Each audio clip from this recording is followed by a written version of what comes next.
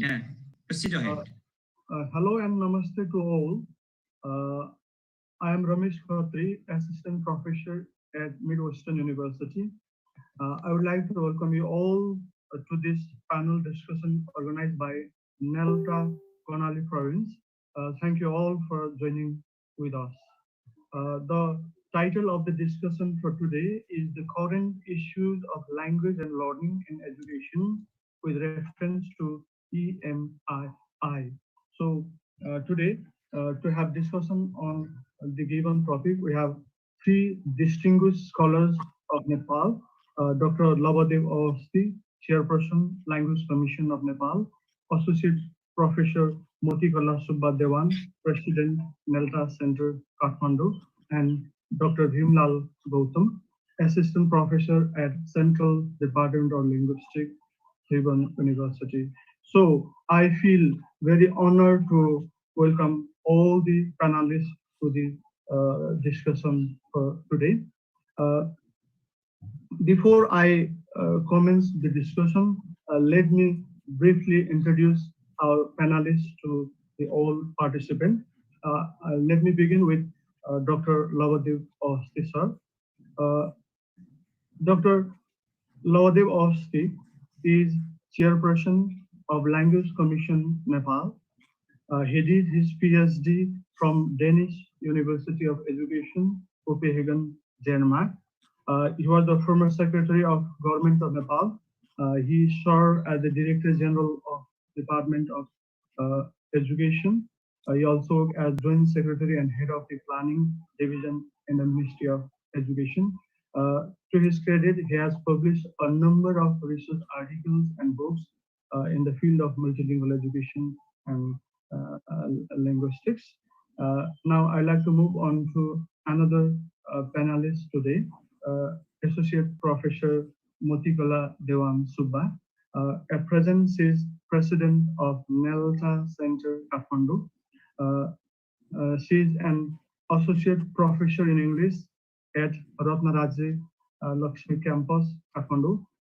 She is also advocate practice in the Supreme Court of Nepal. She is also Vice President of Environmental Unit, Nepal Bar Association. She is a member of Asia Creative Writing Group, professional translator, trainer, teacher educator, syllabus designer, and researcher.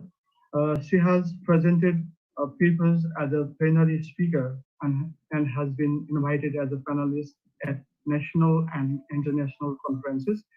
She has published various books and research articles in English and law in various journals and magazines. She is also a PhD scholar in English and law. The third panelist for today's discussion is Bhim Lal Gautam. He is assistant professor at Central Department of Linguistics. Today I feel very much honored to welcome my guru. He taught me linguistics at Central Department of Linguistics in 2005. Uh, he has been teaching at the department for the last 20 years. He earned his PhD degree in linguistics.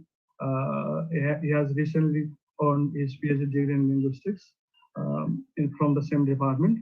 Uh, in addition, he has widely researched on languages of Nepal, especially lesser and undescribed languages. He has presented papers at national and international conferences. He has also published a number of research articles in linguistics at home and abroad. He is a teacher trainer, field, field researcher, and lecturer.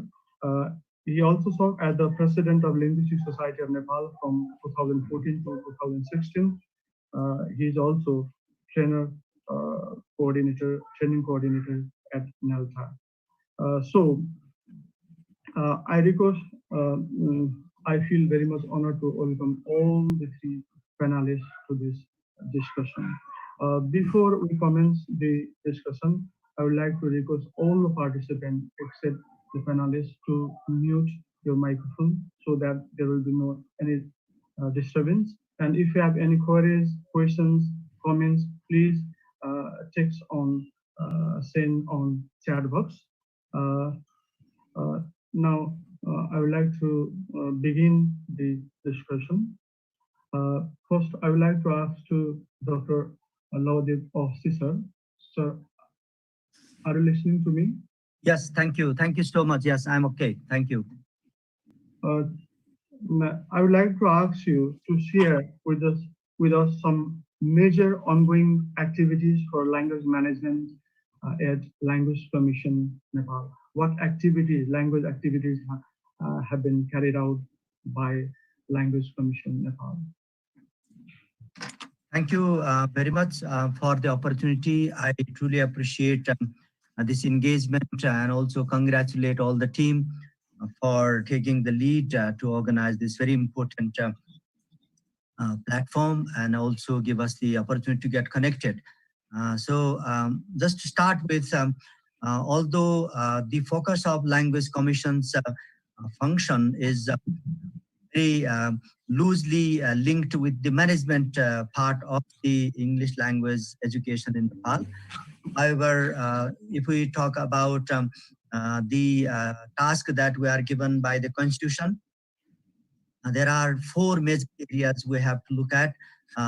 First one is how we look at the official languages in the country in relation to the provisions made in the Constitution, how we see the status of languages in the federal system as well as in the provincial these units of the country, and then also see how the official languages could be utilized at the local level, including in the municipalities and other government units in the country. So on that basis, first task is how we see actually the status of languages, how we see the function, how we make use of, for example, Nepali or mother tongues, including Nepali is also one of the mother tongues, but certainly Nepali has been defined as the official language of the country. This is something that we have to think of. And other languages are also given very high positioning. They all have the equal status, including Nepali. That is one of the major attributes that we can see in the Constitution. So all languages that are functionally connected should be part of our engagement in order to define their role, how we give the language status more visible in the province as well as at the local level. The second task is also interconnected, how we understand the existing situation of languages, how we preserve them, what policies are crucial for safeguarding languages in the country. Some of the languages are extremely at the stage of extinction, so we also need to look at how we preserve them and also see that how we make some kind of arrangement which could also get connected to making sure that languages are protected and preserved in the country. The third task is extremely crucial in relation to the NELTA function as well as the function of English language education, how we link languages with learning, how we ensure that mother tongues are given high priority for the early stage of children's education, and how we get that connected to second language, get languages connected to foreign languages. So in this way, L1, L2 connection is also part of this third function of the Language Commission. So primarily, our job is how we make some provisions for a mother tongue based medium of instruction and how languages are interconnected for promoting children's learning, or in other words, how we ensure the quality of pedagogical processes in the entire context of school functioning as well as university education. The fourth one is very close to NELTA engagement, the research function, how we generate knowledge, how we provide all the inputs.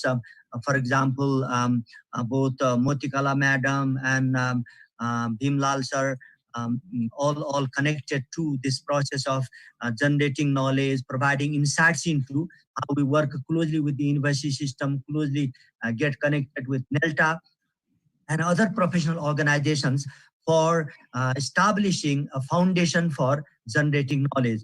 Apart from this, Language Commission has very special mandates provided through Language Commission Act that also adds some additional tasks to this process. But broadly speaking, at the current level of our engagement, we can see that in the federal process of Nepal's political new architecture, we have to look at how languages get connected to education system, to our governance functioning, and also people's everyday communication. This is something I just wanted to share at this stage. Thank you very much. Thank you, sir. Thank you very much, sir, for your ideas, for your speech. Now, I'd like to move on to Associate Professor Dewan. Madam, are you listening to me? Yes, yes, sir. I'm listening. Yeah. Okay. Then, what activities are going on in NELTA with reference to the provision of English in Nepal? Thank you, Rameshji, for a very significant question. And I would like to reiterate with Dr. Awasthiji that this is even constitutions of Nepal has also stated that there should not be any bar about the language. So any persons or citizens can enjoy their language, the use of mother tongue or any official languages. And I would like to add here, even the Education Act 2028 also, that is with the 7th Amendment, state that the medium of education in schools shall be Nepali language. And also there in the D clause, it says that while teaching a compulsory subject of English language, the medium of English education shall be English. So referring with this, I would like to talk about the NELTA. From the inception in 1992, NELTA is a voluntary organization conducting a lot of activities in the promotion of English language in Nepal. That is also clearly stated in our statute of 2050 and NELTA bylaw 2075. NELTA will always improve the quality of education in this language teaching and also exchange views, resources, informations among those English language teachers, trainers, researchers in the promotion of the English language, and also publish and distribute useful materials for the English language teaching, and also provide support to the policies and plans forwarded by the government of Nepal for the quality education and promotion of English language. So NELTA organizes also annual national, regional, international conferences, training, seminars throughout the country and build networking among English language community. It has signed MOU with very regional kinds of institutions also, Tishol, ITFL, Belta, Spelt, ELTA, EAU, JART, others. So NELTA has also its official websites, Facebooks, and publishes journal online, NELTA ELT forum, and also had English by radio program, especially designed for the school teachers, and also runs micro scholarship program for the disadvantaged children to impart English language learning, ICT skill and leadership quality through English language, and also runs a specific program for the government authorities, Nepal Bar Associations, business houses to teach communicating English, and also works in partnership with British Council and Reno US Embassy in different projects, ETIS, HONBI, IBLP, SUCL, many more. So NELTA works with the English language specialists, ETH, ELF to improve quality education through English language. So recalling the past to present context, NELTA has been doing many activities even in lockdown. NELTA is conducting virtual trainings, national, international conferences. So it shows NELTA is in the front to promote English language in Nepal. So it doesn't mean we are excluding other languages. Thank you, sir. Thank you, madam, for sharing with the activities ongoing at NELTA. Now I'd like to move on to another member of the panel discussion, Dr. Bhimlal Gautam sir. Bhim sir? Yes, I'm here. Can you tell us in what activities your department, Central Department of Linguistics, is involved these days, especially with reference to language management and language description? Yes, Central Department of Linguistics is one of the young and recent developed department at the Sriman University, and it is the only one linguistic department in Nepal. And when the department was established in 1996, then one of the major objectives of the department is establishing the department uh, it's a department of research and teaching in South Asia, following the same objectives of the department, especially the Central Department of Linguistics has been working on 4 major areas. One is teaching, other one is research and collaboration, the third one is publication, and the fourth one is developing the resource or the manpower. So regarding the teaching of PhD and MA programs, and right now we are offering MA semester-based programs.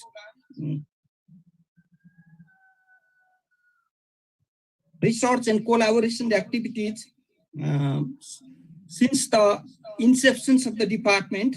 The department has a very broad history of collaborating with various national and international institutions and the universities, especially about the research in language and linguistics.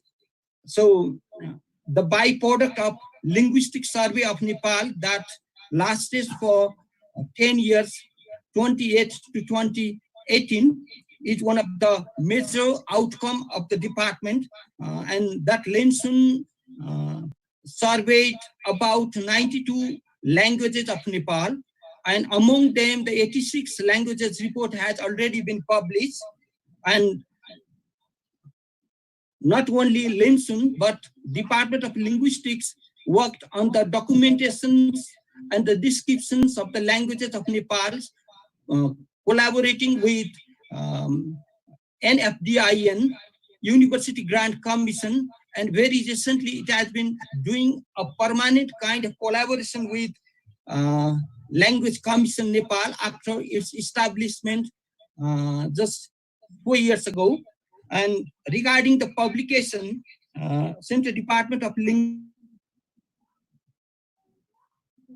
peer-reviewed journal known as the GIPAN, and GIPAN itself is a unique name. GIPAN means language in Kusunda, one of the most endangered languages of Nepal. And recently we are going to publish Bhasa kind of journal in Nepali as well. And another very notable publication of the department is the ethnologue version of the languages of Nepal in 2012 that has given a detailed summary of about 125 languages of Nepal, and a book written by Suesi Toba, a very renowned and world linguist from Japan. Bibliography of Nepalese language and linguistics is another publication of the department, and we are also providing sufficient trainings, sufficient manpowers, especially the manpowers related to the study of language and linguistics in Nepal. This is a short summary of the Department of Linguistics. Thank you very much, sir, for sharing with the activities your department is involved these days. Now, let us move to Dr. Awasthi, sir. Sir, what language-related policies have been formulated so far in education in Nepal, with special reference to the English language? What language policies have been formulated so far? Thank you again for this opportunity. I think you can hear me if that is okay. One of the important elements in our language policy construction is that how government is extending the function of multilingual education through different acts and other legal instruments. So in that sense, I have witnessed that based on the provisions in the Constitution's provision very clearly articulates that children's language of instruction should be through their mother tongue.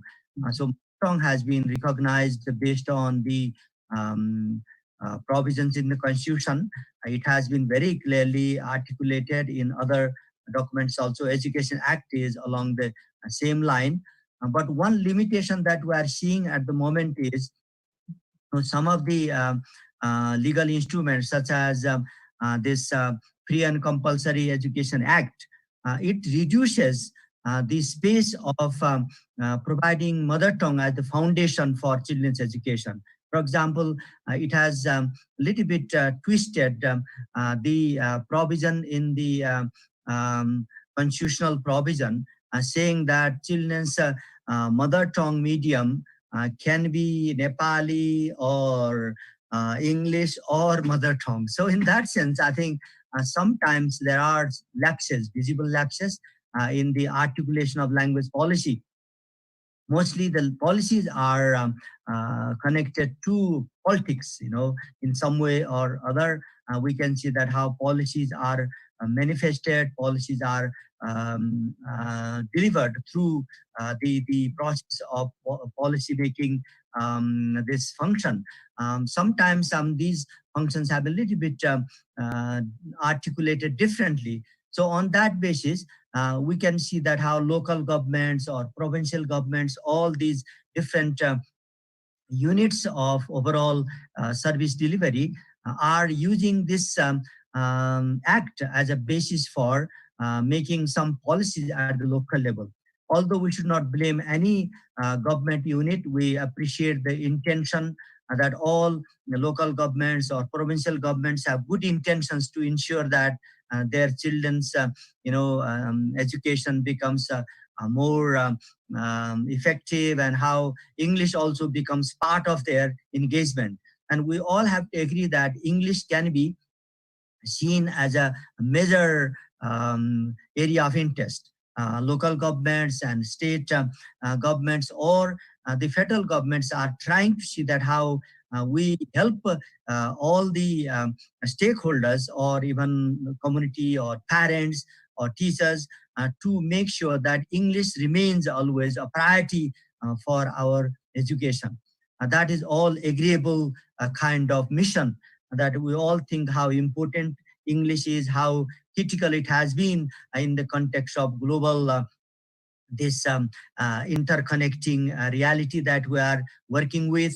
So we all recognize the importance of English, but policies that are being constructed in federal, state or local governments are very much little bit, uncertain or disorganized in that sense. So the limitations that we are seeing, principally, the Constitution set the foundation.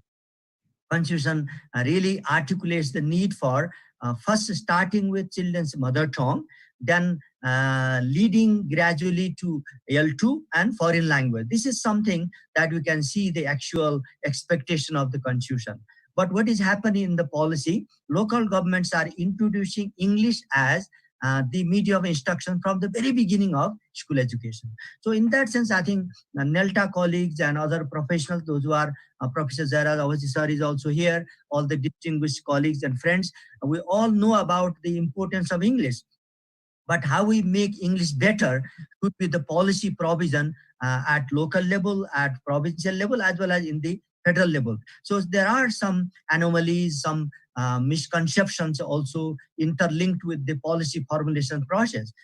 We have to actually help the government, help the professional organizations or people, those who are working with English language education, that the role of NELTA is extremely crucial, that how we demystify the misconception, because the policies that are being made do not have a cohesive connection between children's home language and their learning. For example, if we have to focus on English from the very beginning of education, I think their cognitive development would be hampered.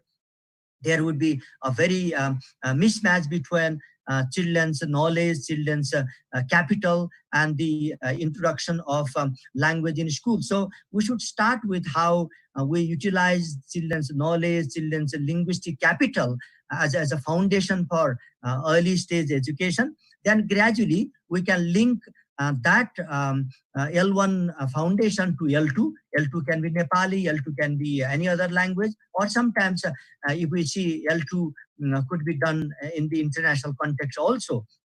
But in Nepal's context, we see English as foreign language. That's why the global research has demonstrated that policy functions that we are just carrying out in Nepal do not match with the research outcomes. British Council recently published a very nice book. I think you might have seen that in 2019. The title of the book is Using Multilingual Approaches. This is British Council's a very important publication. It has got global knowledge interconnected to the reporting process and the suggestions that they have made. So this teaching English document that is recently published by the British Council is very much closely connected to making the visible connection between children's home language and English language education. So if we have to improve English, we need to get that connected to the multilingual home backgrounds that children come with. But in Nepal's policy making, we still do not see that kind of interconnection. We do not recognize or give space to children's home language. We start with English or any other language that is not native to them. So in that sense, I think policies that we are seeing emerging in local systems or in the federal system are not compatible with the principles of language learning. So why children's English has been weaker? Because we did not really get that connection well established with their cognitive capital, as well as the linguistic connection from these pedagogical perspectives. So I would actually stop here.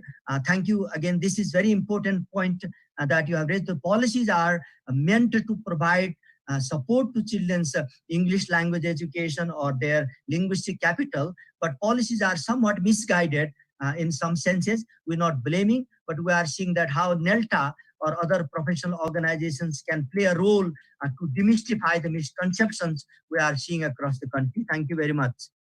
Dr. Awasthi sir, I would like to ask you one more question.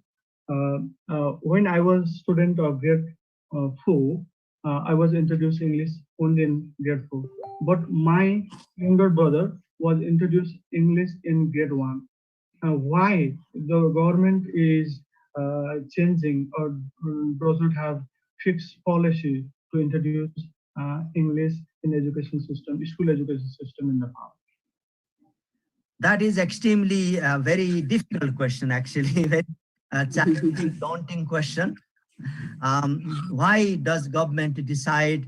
Why we decide to these abrupt changes? Why we do some kind of unstable policies? How we make unstable policies? For example, here even in our times we started English at grade 4. We started learning English. Yes.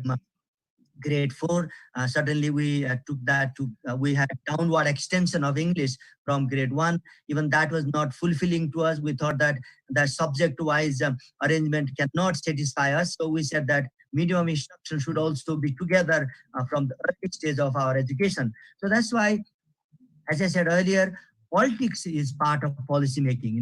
Whenever we talk about policy, although policies can be family policy, policy can be individual policy, policy can have some kind of wider space also. But if you look at the formal context of Nepal's policy making process, government choices have been instrumental in shaping the policy structure, that when English is felt essential at grade 1, it might have been a little bit, say unwise in that sense, because we didn't have adequate evidence. We did not took much research on board.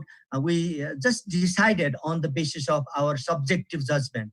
That's why I do not agree in the way that we decided to, extend downward English to grade 1. Still, although we are not saying that we should change the existing positioning, but subject-wise, even we can agree that grade 1 is reasonable. But when we talk about extending even that space of English to medium instruction, that would be very damaging. the global research has demonstrated that subject-wise introduction of English is not so harmful as it could be harmful, catastrophic, if we go into the medium instruction where children's home language is different, their capital in terms of linguistic processes is different. So in that way, the question that you raised is government unwise decision actually became one of the reasons that we took it down to grade 1. But another policy that, as I already indicated, if you just look at this Free and Compulsory Education Act, it also reiterates the need for how we even bring the English as a medium instruction. We do not really respect the children's home language. That's why Nepal, being a very rich, multilingual, diverse in linguistic heritage, we cannot have this kind of abrupt start of English from grade 1. Although we are very much tempted to do that, we are all willing to do this, but still the consequences would be a little bit catastrophic that we see in that sense. So how we see why government decide to do this, and even local governments are now doing the same. They are trying to go into this process. There may be two reasons, let's say. One reason was basically pressure from different Anglophile people like ourselves, those who are very closely connected to the world of English. We thought that, longer the better, earlier the better. There are many misconceptions connected to our colonial perception of English. So because of spread of English globally, so we thought that earlier the better. So we took that as a kind of principle to start with. The second point was also to see that how children, those who are leaving school earlier, those who did not have opportunities to continue their education, even they can start with something at the early stage and can have some connection to the market, can have literacy. So we also connected English as a part of literacy. Although now we are seeing that our literacy functions go up to grade 8, but that time when we introduced English at grade 1, we thought that literacy could be also somewhat connected to the introduction of English at the early stage. So broadly speaking, I think that argument might have worked along the line that we took, but still that was not so wise, because many countries in the global context are not making this kind of very unwise decision. We can use English as a subject, but if we extend the function of English in the medium instruction, that would have a very damaging effect on children's cognitive development. I would pause here. Thank you.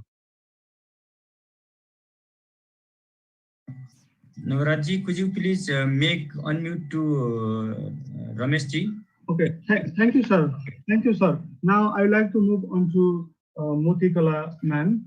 How does NELTA perceive the concept of English as a medium of instruction? Thank you, Rameshji.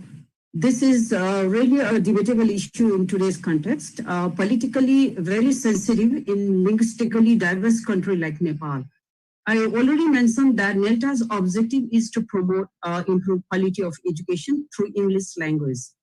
And NELTA's politics is to prepare skilled human resources, that means competent teachers of English. Everyone has own kind of definitions and interpretation in EMI. However, they also, to some extent, EMI has its role. NELTA is closely observing the changing scenario in use of English language. We could see the mushrooming of private boarding schools and institutions in Nepal. Every parent in Nepal wants their children to learn English and make them learn English. Why? There is a big question why. We have to think clearly. Is this for fun or to show off? The answer is no. There lies a big silence and pain in them. They don't want their children to work and struggle like them. They want their children to become competent and must have a great career. They believe that using and knowing English language will help them to achieve their goals in life. Maybe they are right or wrong. We are not in the positions to judge them. When we talk about the government's vocational program of CTBT also, which has become very effective, it will train undergraduate students who couldn't pursue their further study due to financial constraint or time. It gives training of plumber, electrician, mechanics, nurse, and others for 10 months to learn basic courses for survival. Take example of nurse. If nurse doesn't have vocabulary of English, how she could understand the medicine's names, doctor's note, how to keep the records and name of the equipments. Every time one can translate words in Nepali or in mother tongue. English as a subject will not promote substantial concept. Language does not mean to teach only content. Its importance lies on its use for access. Nepali subject can be taught in Nepali. What about science and mathematics? Can we teach mathematics saying tribhuj or bahu, kon, barabar, ko, ka, something like that? Is it easier to teach math in Nepali if we teach English as a subject? Does it apply here? Talking about today's prominent word lockdown, can you translate it in Nepali? Some reports in Nepali, I observed those offices translated lockdown in Banda Bandi. Then immediately the government instructed them not to translate lockdown in Banda Bandi. That will bring confusion in the citizens. This terminology, lockdown, is easier to be understood by everyone from children to any age people, from village to town and local to global. Yes, and we have an evidence of early grade reading program that is 5-year actually project. Huge money was spent there, 53.8 million billions of money, and it was supported by Minister of Education to improve for fundamental reading skills of Nepali primary school students in grades 1 to 3, that is early grade. So through Nepali aims to help children to read with fluency and comprehension. Okay, what happened then? That was the enrollment increase, definitely, and girls, boys numbers also increased. But later, in addition that, government started early grade reading assessment in 2014, supported by US aid, and which provided a concrete data on the foundational reading skills of Nepali children. The assessment found that 34% of second grades and 19% of third grades could not read a single word of Nepali. Students in the Tarai had both the lowest mean oral reading fluency score and the highest zero scores. So it is not that because of English language learner Nepali became weak or because of this English language. So if learners are deprived from using English language, force them to use mother tongue or any language, they will not build their comprehensive ability to compete with those who are from the privileged background. NELTA believes any language should not be barred to learn any language. People living in Bhairava, one person can speak 3-4 languages: Hindi, Bhojpuri, English, Nepali, Maithili. So it doesn't mean one language supersedes the other language. More language learning means more access. To challenge the EMI, country has to be developed and self-sustained. Then you do not need other languages, such as Japan and China. They don't need other languages. They are self-sustained. Everything, even the wording boards, even kind of directions, everything were written in their own language. From every perspective, socially or economically and culturally, they are self-sustained.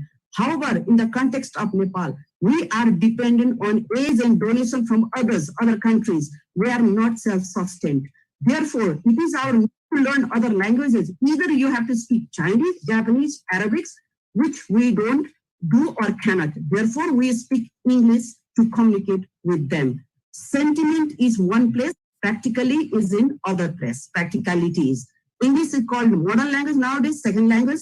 Teaching at primary level in mother tongue or in Nepali doesn't mean that result could be better. NELTA believes in EMI applications. Thank you. Thank you, ma'am. Now I'd like to move on to Dr. Gautam sir.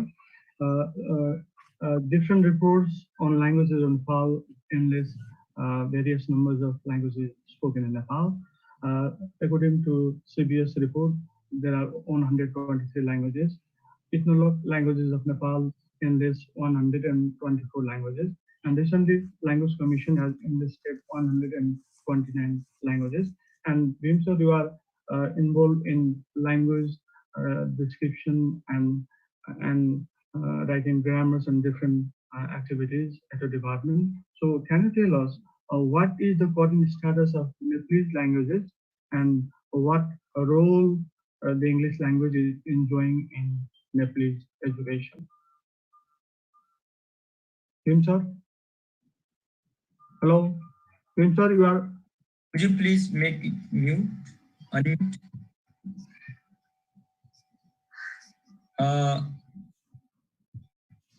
Yes. Okay. Proceed ahead, sir. Sir, press unmute. Love this, sir. Okay, now. Yeah. Is it audible? Yes. Yeah. Yes. Go ahead. So I listened the two opinion, the opinion from Dr. Awasthi and opinion from Moti ma'am. Before I coordinate the two opinions, it's a multilingual country, and we are multilingual, and we are the byproduct of our and the case about either EAS or EMI, English as a subject or English as a medium of instructions are the two extreme opinions, and that you have both pros and cons. To follow what the global scenario is, and we need to understand what the local reality is. So the context these days, the globalization, global scenario and local reality. Echo sound, sorry? Yes? Echo. There is echo sound. Okay. Global scenario and local reality. It's okay. Global scenario and local reality should. Jim sir, you might have different gadgets coming up. That's why there's an echo sound. You can off them out. Are you using two devices? Okay, let me. Hello. It's okay. Now it is okay, sir. Go ahead. So we should understand about the globalization process. Process is that our English should be MLE, what I always call about the multilingual English. So we are talking about EMI, and we are also talking about EAS, English as a subject. But our textbooks are based upon the British English or the American English. And these textbooks are written by the foreigners, either by the foreigners, or if they are written by the Nepali, and they are fully based upon the monolingual English. That's why what we are suffering these days is that we have a dream to learn English, and we cannot forget English, and we also cannot forget our real identity. Our real identity is multilingualism, our own mother tongues. That's why what I think is that in the context of Nepal, it is not only the case of EMI or EAS. The most important thing is about Nepal, so that our teachers are not given such kind of trainings, how to teach. I would like to connect with yesterday officer's presentation about, he was talking about English as a foreign language in Nepal. I do not believe as English as a second language. So the reality is that English is a foreign language in Nepal. So the teaching methodology, the textbook, and everything should be started in such a way with other countries, like the countries in the global south and the global north, where English is taught and where English is learned. We are not teaching and learning English in the same way. I could still remember the reality that probably I haven't studied, but the generation like Navadev sir and Moti ma'am, you have studied Nehru letters, and that Nehru letters is not the English written by any English person. It is written by an Indian, and whenever you read the letters to Nehru, then you find the local culture, the Indian tradition, so that in the name of learning English, we are forgetting the culture, we are forgetting the tradition, and on the one hand, and on the other hand, that in the name of forgetting the cultures, we are adopting something else. So we are nowhere right now, neither pure Nepali nor pure English person. That's why what I think is that as a linguist, especially as a social linguist, that we should understand the local reality of Nepal, and we also should know the global scenario of the English, so that today I would like to remember that 1816 treaty, Sugauli Treaty, was written in English,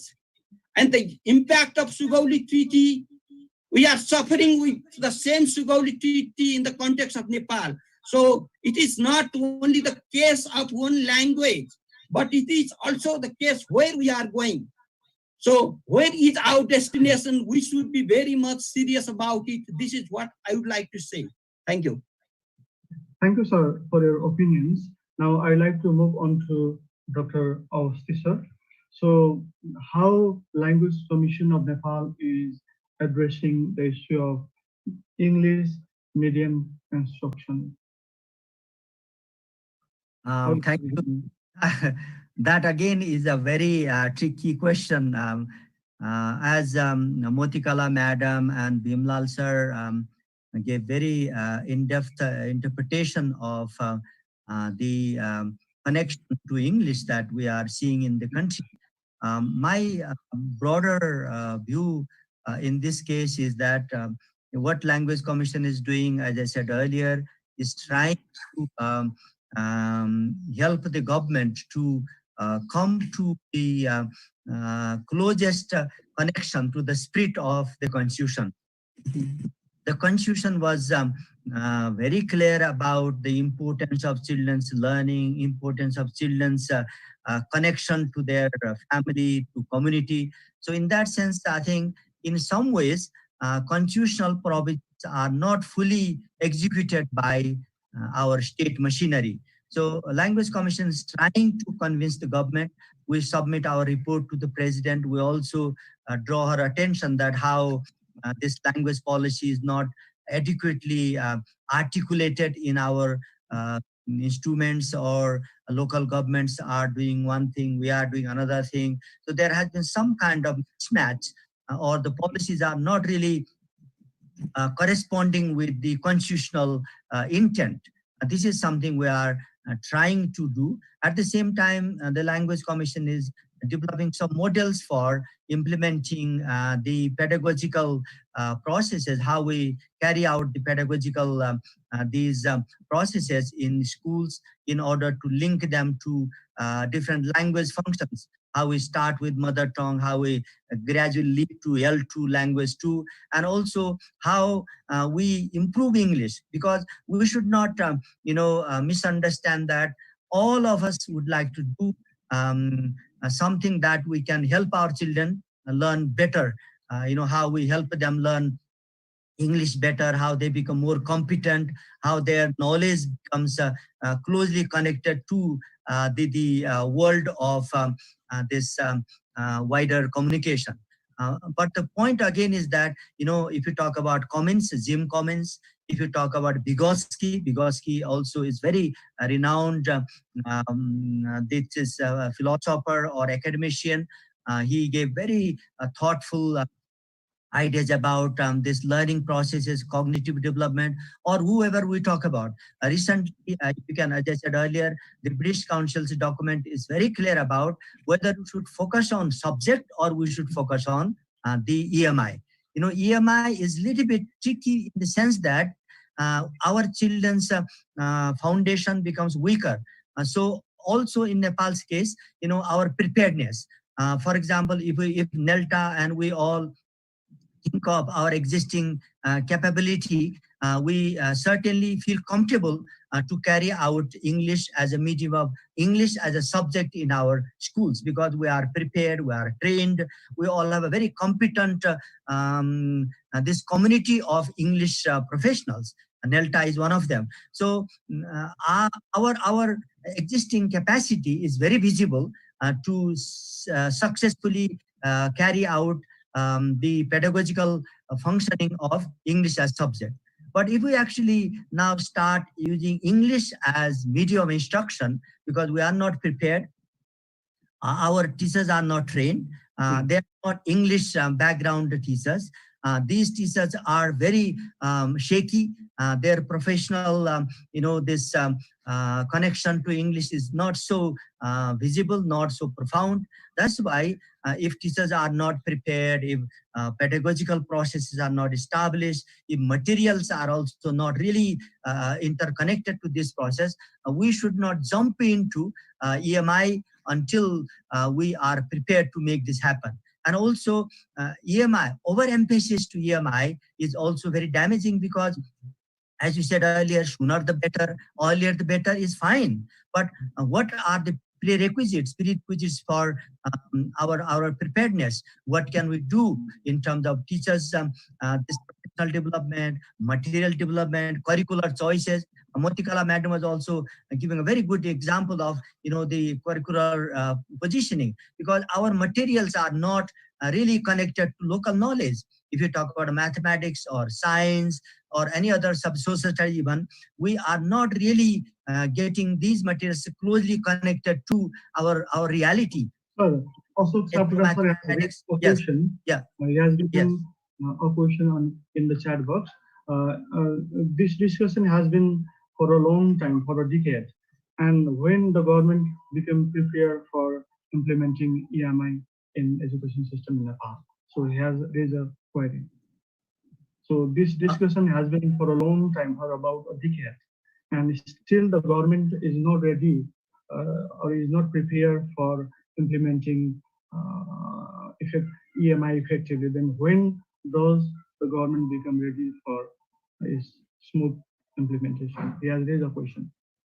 That's extremely a very good question. I appreciate that. There are two extreme views on this.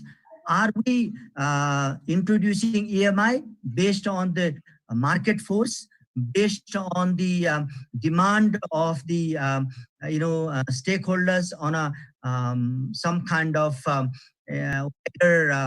this community choice, or are we looking at EMI as a more pedagogically well-established or research-based choice?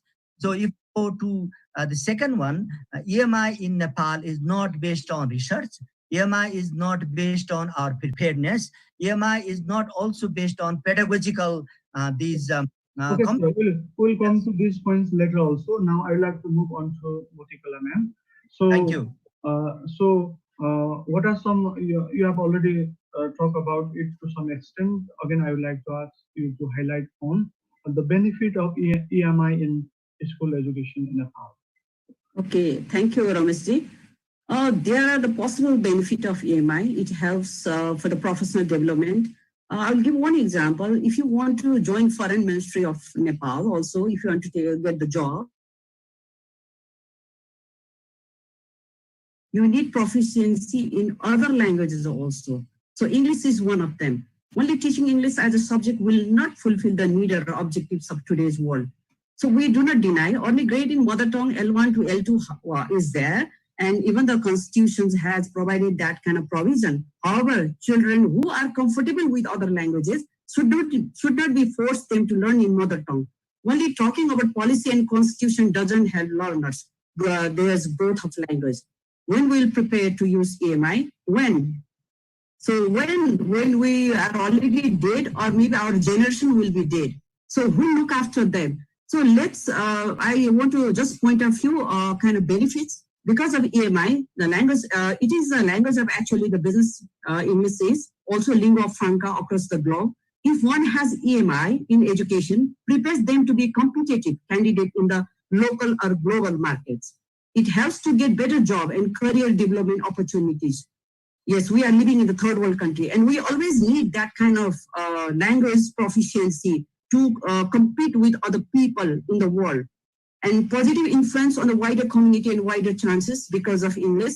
and also interconnect with the world helps in expansive international networks that helps to compete in the participation in international project and research.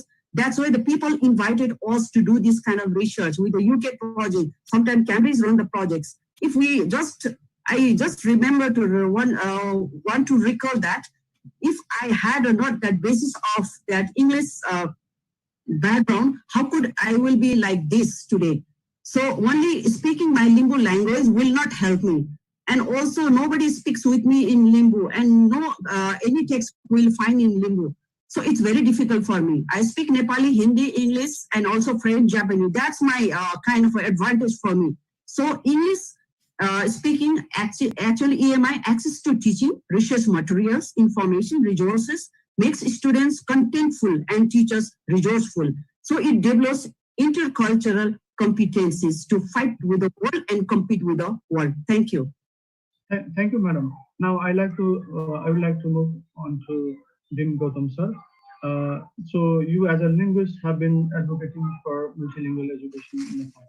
So Nepal, the government of Nepal piloted this project in 2007, and the report says that the government is ready to implement multilingual education in the education system of Nepal. But the government has not started the project yet. On the one hand, linguists are talking about the multilingual education of children, or giving education to the children through their mother tongue. On the other hand, we are talking about English medium instruction. So does EMI support in linguistic and cognitive development of children?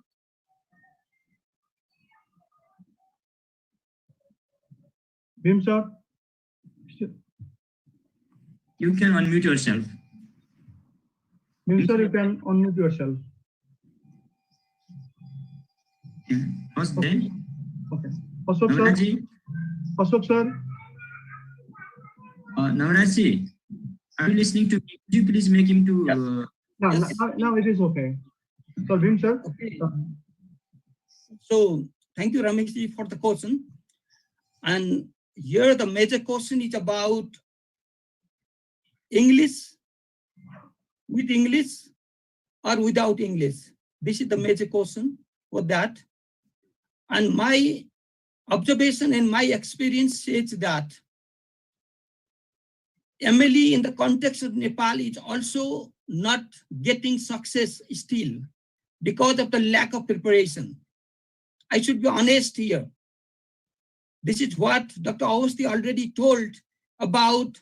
We have started, we start something else here without any plan, without any research, without understanding the ground reality. So in the context of Nepal, many MLE projects failed. We do have lots of cases.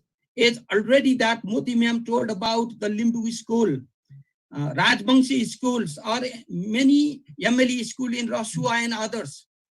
And I still could remember that our friend Amrit Yonjan started one project of MLE, and they spent lots of money in the name of MLE, which was also not based upon the ground reality. And another thing is about EMI, which British Council, in the beginning, British Council's English was about British English based. Now British Council EMI is based upon the MLE, multilingual English, he talks about it. That's why whenever we observe the research done for the multilingual and bilingual children in the early grades, multilingual and bilingual children do have more cognitive, linguistic, and communicative abilities rather than monolingual children. Yes. This is what the research in Latin America, this is what the research in European countries shows. I have read one article this morning by Henrik Bloomfield and Victoria Marian, recent trends in education published. It says that bilingual children may have a higher cognitive processing, load during language use and learning, resulting to both linguistic and cognitive differences to monolingual children. So, if children can learn multiple languages one at a time, why not to start their native language along with English and other second language too? So in the context of Nepal, these days when the country converted into the federal system, there is a provision at least one federal language, one national language, that is Nepali, and international language English.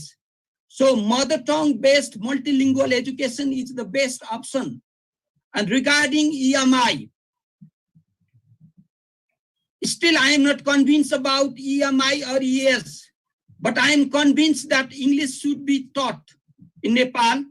This is what we have already experienced, that the ongoing situation. This morning I was just observing the Facebook status written by some very popular people that we should start one English medium television in the context of Nepal, and we should start some journalists who can call some of the people who can communicate in English when there is a border issue between India and Nepal. And last evening that Ravi Lamisane started that one for the first time in Nepal. That's why English in the context of Nepal, because of the impact of neoliberalism and globalization, has become a part of Nepalese lifestyle.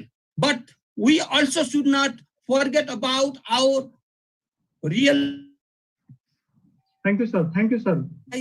Nepalese English. We can learn multiple languages in the multiple situations. There are cases in Norway. There are cases in even in Canada too, where bilingual education has. Thank you, sir. We have a couple of questions to the panelists. So, yes. Rameshji, we have just 10 minutes remaining. Could you please manage it? Okay, sir. Thank you, sir. So now I would like to move on to Dr. Awasthi, sir. What are some possible challenges or impact of using English as a medium of instruction in school education? You have also been involved in multilingual education in Nepal. You yourself did your PhD in multilingual in Nepal. So how do you look at this issue? What are the possible challenges of using EMI in school education in Nepal? Thank you, Rameshji. I really appreciate the question.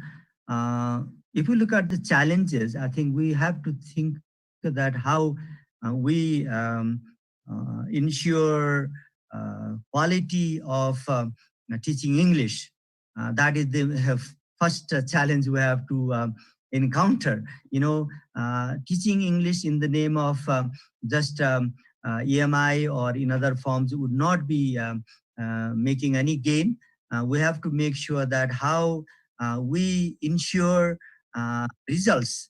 Results means how our children's English language competence can be ensured, and how we help our children develop their capability on both cognitive and academic levels. So children should be very competent functionally in terms of their upward mobility, their wider exposure to the global community. That's why we all agree that how we first look at the quality of English language education should be seen as the #1 challenge. How we ensure quality means the role of teachers, role of professionals, role of our policy, these institutions. That's why I could just summarize this question in a way that, you know, earlier, if we start earlier, there will be more challenges. That's why EMI should be a subject of its main focus from secondary education onwards. Even we can have university fully English medium. I don't have any problem.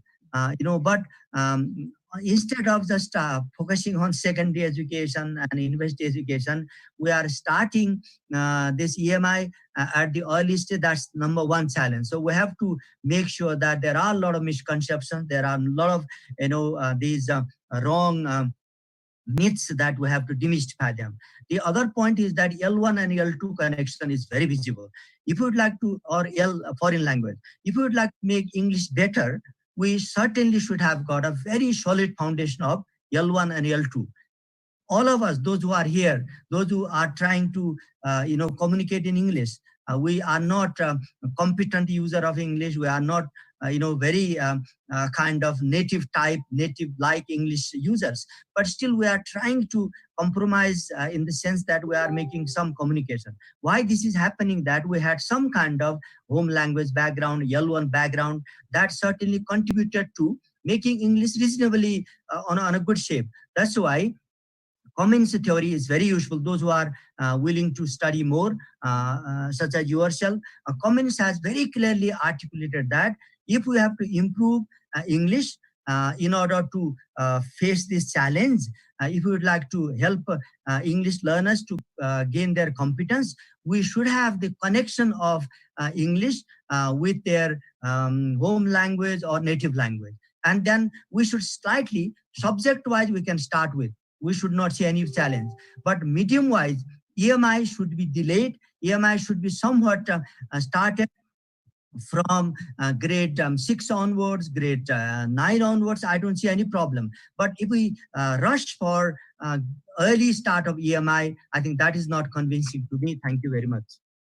Thank you, sir. Now I would like to ask to Associate Professor Mutikala Dewan, Madam. So you have been involved in NELTA for a long time. You are a teacher, educator, trainer. So what challenges are being faced by English teachers while implementing EMI in classroom in Nepal? Thank you, Robesji. This is really, really very good questions. And EMI doesn't mean that it is perfect. Okay, it has some challenges. So number one is the attitude of learners and teachers. They think that English is a difficult language. That indifference makes them to bar in learning English language and capacity development also. Another one is fear of wrong use of vocabulary, grammar, lacking of writing, reading, speaking, listening skills in English, and low competency of teachers, inadequate level of English language proficiency of lecturers. So lack of financial resources, teaching resources, classroom sitting, infrastructure, facilities, lack of confidence to learn foreign language, also additional workload for lecturers and teachers, and the threat of EMI to cultural identity, as Dr. Awasthi rightly mentioned about that, and the native language also. So lack of availability of teaching materials in English. The main challenge of virtual class is also nowadays a pedagogical transformation. So when we use English language. So with a concluding note, I would like to say that just I want to reiterate about the Dr. Awasthi's kinds of BC's writing. Actually, when I worked with BC for many years when I was before the NELTA. So BC was actually in favor of EMI previously. Now they are about English to be taught as the subject. That means they understand Nepali culture and context better than us. To do the research to preserve your culture, is your language in own place? That is okay. However, you cannot defend your bhaiba in your mother tongue. There should be a linguist to understand your research on your mother tongue. So who will do that? So it's a lingua franca. English as a medium of instruction is very important. At the present context, without the knowledge and use of English language, one cannot develop comprehensive skills to meet the need of today's world. If English is not taught as EMI, Nepalese future will be at the stake, and we will go back to the primitive ways. Therefore, EMI will help to grow other languages without reducing the values of other languages and improve the comprehensive skills and enhance learner performance and cultural understanding. So I would like to make a concluding note. It's not a debate about the use of mother tongue or multilingual language use. It is about the English has to be taught as a subject or EMI. I quote from the Professor Dr. Jairaj Awasthi's recent event, that is the interview. Wale rightly he mentioned, अबको युगमा अंग्रेजी फालेर मातृभाषा अङ्गाल्न हामी सक्दैनौं जनताले नै यो नमान्ने देखियो. Thank you very much. I conclude my conclusion here. Thank you, madam. Now we have a very limited time. We are running out of the time. And now I would like to ask to Dr. Gautam sir, please try to make your response, your reply very short because we are running out of time. So, does the use of English influence in the acquisition of mother tongue among Nepalese children? Hello, Tim sir, please unmute yourself. You can unmute yourself, sir. It cannot go. Yeah. Yes. Thank you, Rameshji, for the question. And always EMI, ES, these things are debatable issues. And we do not have any absolute conclusion about it. But the reality is that we should be very much careful about why languages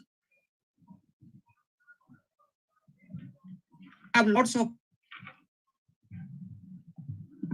When MLE school was started in Rupandei, few years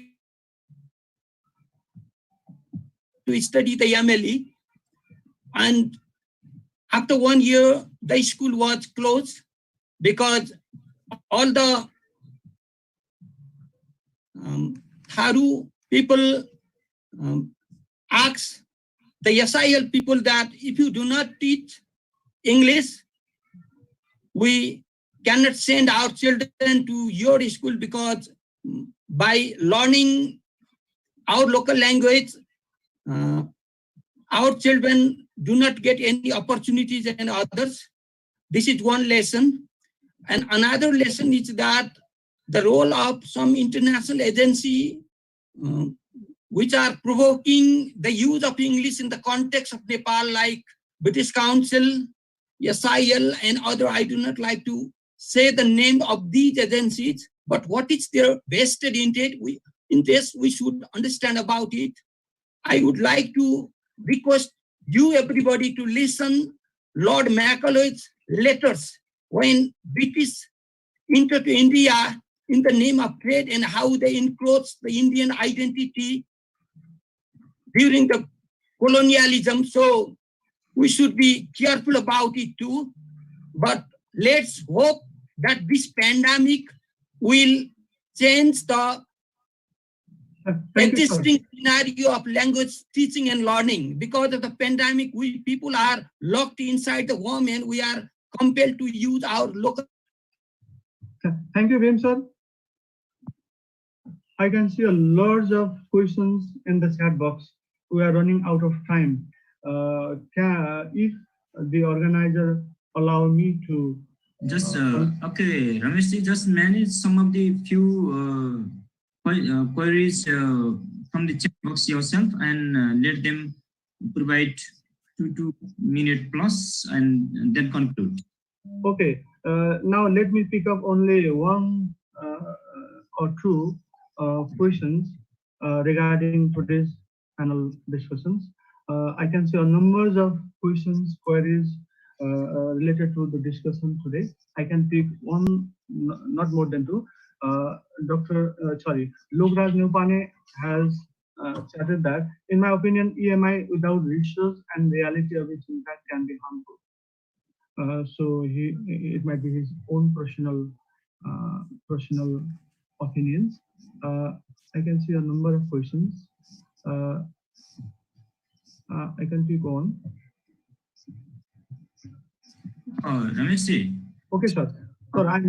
Before you collecting the questions, I would like to take some of the view here. Remarks. Please keep on noting on them. May I request Prem Paudel sir, could you please just share within 1 minute your reflection on this in this of the panel discussion? Prem Paudel sir, are you listening? Could you please make him unmute? Unmute. Mr. Sir, could you please ask Jaras sir also? Yes. Yeah. I was supposed to speak later. It was Prem sir. If not, okay. So may I request Professor Jairaj also for his complimentary remarks participation.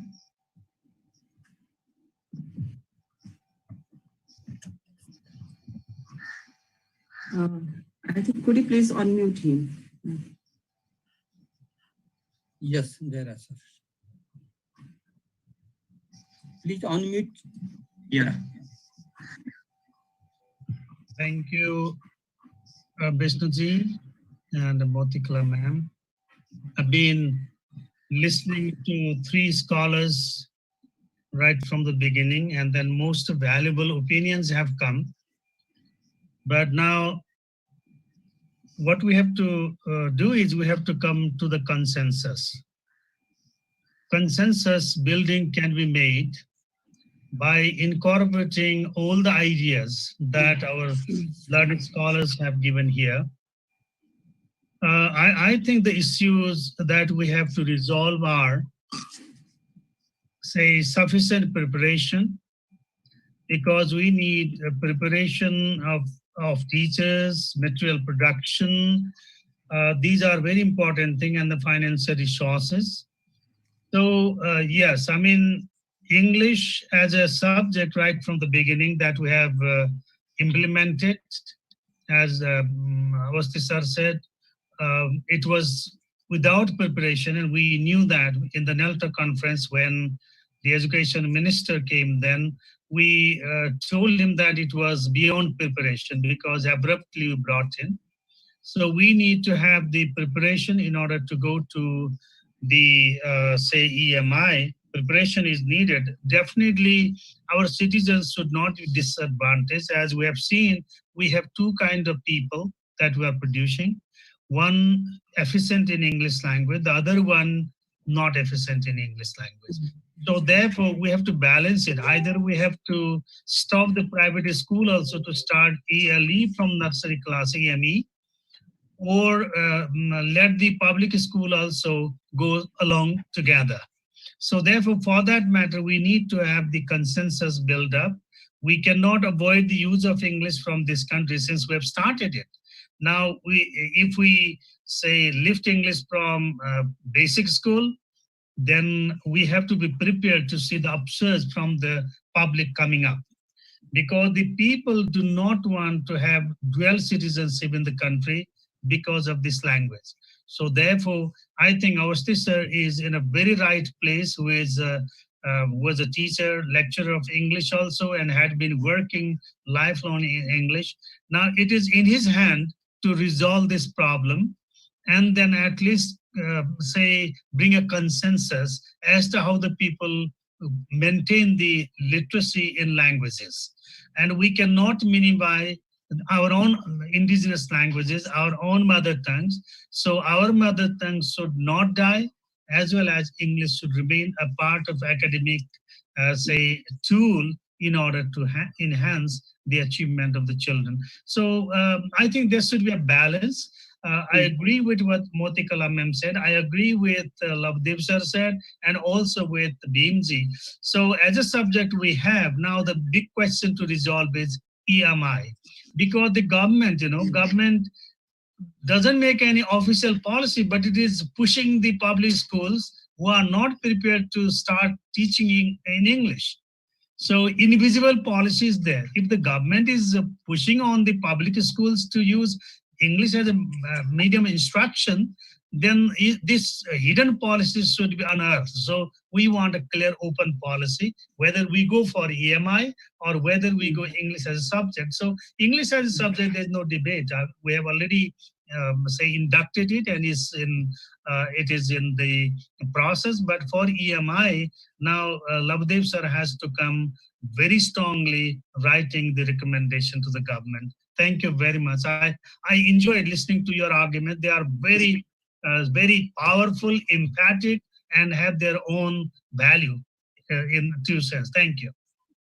Thank you. Thank you so much, Professor Dr. Jairaj Awasthi sir, for your wonderful conclusive remarks.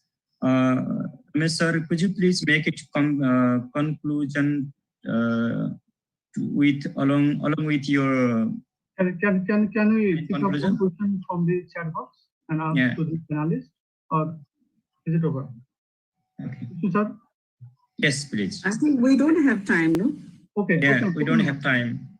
Today's discussion on. But you can take two questions to Labasa. Okay. Yeah. Okay, ma'am. Most of the questions are directed to him. So there are a number of questions.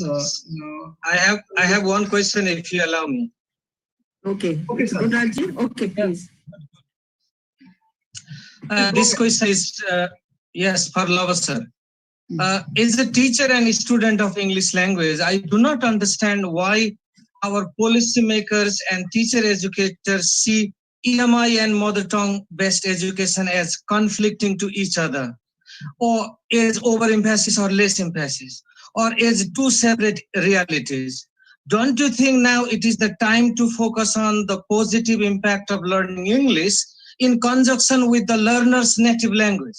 I mean, why not work from the scholars level like yours, as Professor Zairaj Awasthi was indicating, to design the most effective EMI programs that enable multilingual learners to maintain and cultivate their own language alongside English? So why not work to make these effective EMI programs? That's my curiosity. And why do we always compartmentalize, always project EMI and mother tongue based education as conflicting to each other? Why not see the confluence between the two? Why not to work, so that, we can use this, EMI as something that can help our learners to promote their greater multicultural knowledge and cultural concepts. Thank you. That's good. Okay, thank you. I truly appreciate the opportunity. This has been very nice. I also appreciate Zairaj sir's wise thoughts and his wisdom, always very inspiring. I enjoyed Motikala Madam's views and Bhimlal sir's thoughts, and also the observation that Gundaji was making. Somebody was making different observations, but the question is that the central argument for entire engagement is learning. We should make sure that how we help children learn better. That is the main question. Language is just a means of making that happen. So we sometimes give priority to the means, not to the end. Outcome is learning. That's the one basic focus we have to emphasize always. I put my argument, I always recognize that we should give priority to learning. What language they use, whether they use English or Nepali or any other home language, it doesn't matter. But the question is, if children have to compromise with their learning, that is not acceptable. We have to make sure that we should reach learning. And how learning is possible? If learning is possible through English, no problem. We can with EMI from grade 1 or even ECD, if that is contributing to children's learning, there is no debate. But the question is that if children's learning is hindered, if children's learning is affected, we should not start with EMI in the early part of our education. I'm saying that we can start with EMI when we are comfortable in terms of our resources, pedagogical preparation, resource on terms of human engagement. That is possible. But you see, if we have kind of earlier the better, sooner the better with EMI, that could not ensure students' learning. This is only the question. The second point that you also said is very good. In terms of professionally, we all discuss, we are agree, I would do whatever is possible. It is possible that we can think of MLE-based EMI is possible. If we are agreeing that MLE-based EMI is possible, but eliminating MLE, only putting EMI on the front is not acceptable because our constitution doesn't allow us, our diversity, our linguistic landscape, all these things do not allow us to very, rush or make any abrupt choice. So the balancing approach that Zairaj sir indicated earlier is to see that how we get into MLE-based EMI. Not EMI as such, but see how EMI can be interlinked to it multilingual approach. Multilingual approach means how mother tongue can be also recognized, Nepali should also be respected, and certainly English can be interconnected to this process. I conclude my observation here. Thank you very much. Thank you very much, sir, for your remarks. What we can say, what you have said, balancing approach to MLE based EMI. Ramesh sir, it's already been late, so could you please make it? So could you please, yes, conclude. Please conclude. So thank you very much, our panelists today, for your remarkable views. Thank you very much. We are really honored to get you in our discussion. Thank you, Jara sir, our guru. He is always with us in this mission. Thank you all participants for your time and effort. Thank you, Ramesh ji, for your wonderful moderation. Thank you so much, our panelists and our respected gurus, Jara sir, and all the even our Gunna sir for your complimentary remarks here. May I request Dr. Sivaram Pandey sir to give vote of thanks to the panelist and moderator on the behalf of NELTA. Dr. Sivaram Pandey. Thank you, Kharka sir. Kharka sir. Yes. Are you hearing me? Yeah, sir. Yeah. Proceed ahead. Okay. So, thank you, Kharka sir, for giving this opportunity. So, on behalf of NELTA, I would like to congratulate to all the panelists, Dr. Lavadev Awasthi, Associate Professor Motikala Subbadewan, Dr. Bhimlal Gautam, for enlightening knowledge on EMI.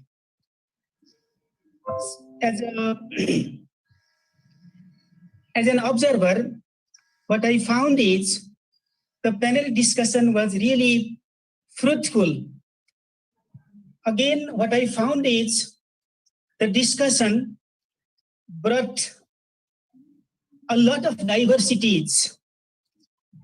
So as the president of NELTA Center, Motikala Subbadewan highlighted on the need of EMI.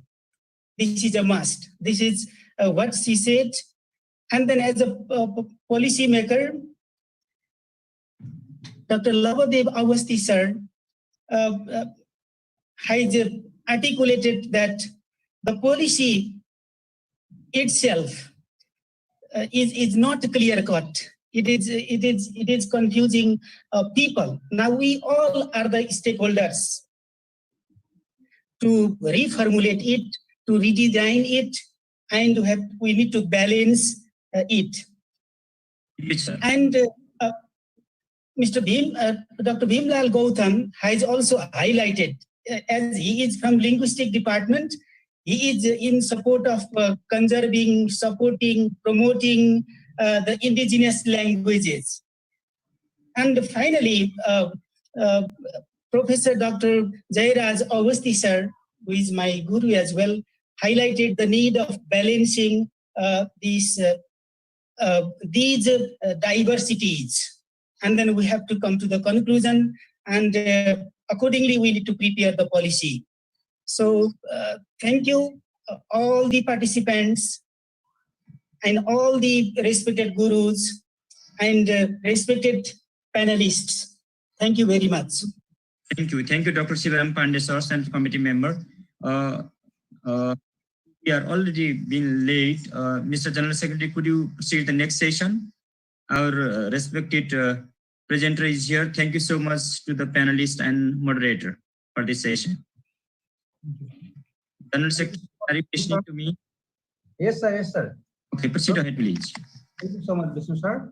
We are so much grateful to all the panelists and the moderator, as well as the NELTA member who just gave insightful information at the last. So now we are already late. So now I would like to proceed ahead.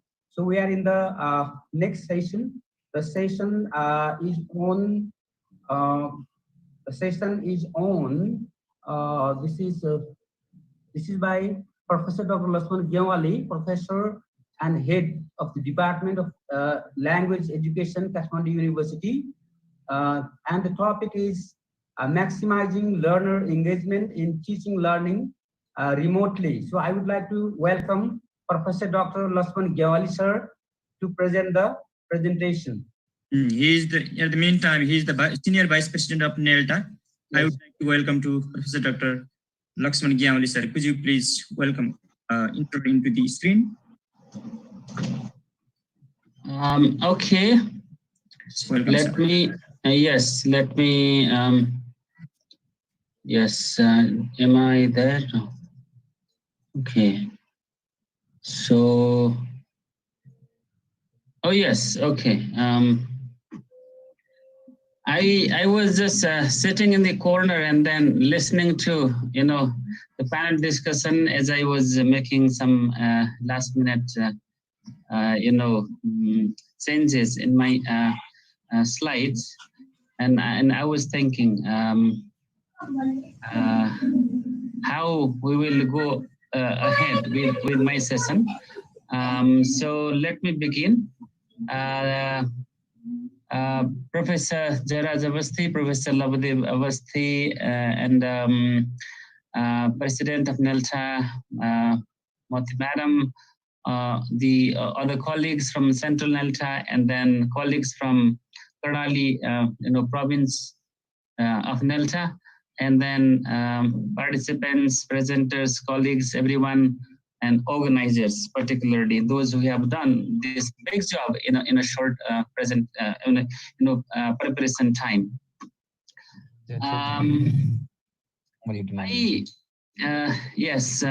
My topic is maximizing teaching learning. Learner engagement in teaching learning remotely. So that is what I wanted to discuss. And as I was preparing, then I think we need a little longer time for practical application of what we discuss. So today, with the time that I've been given 50 minutes, we're starting a little late. So I'll be basically discussing, some conceptual part, but I would like to try one thing.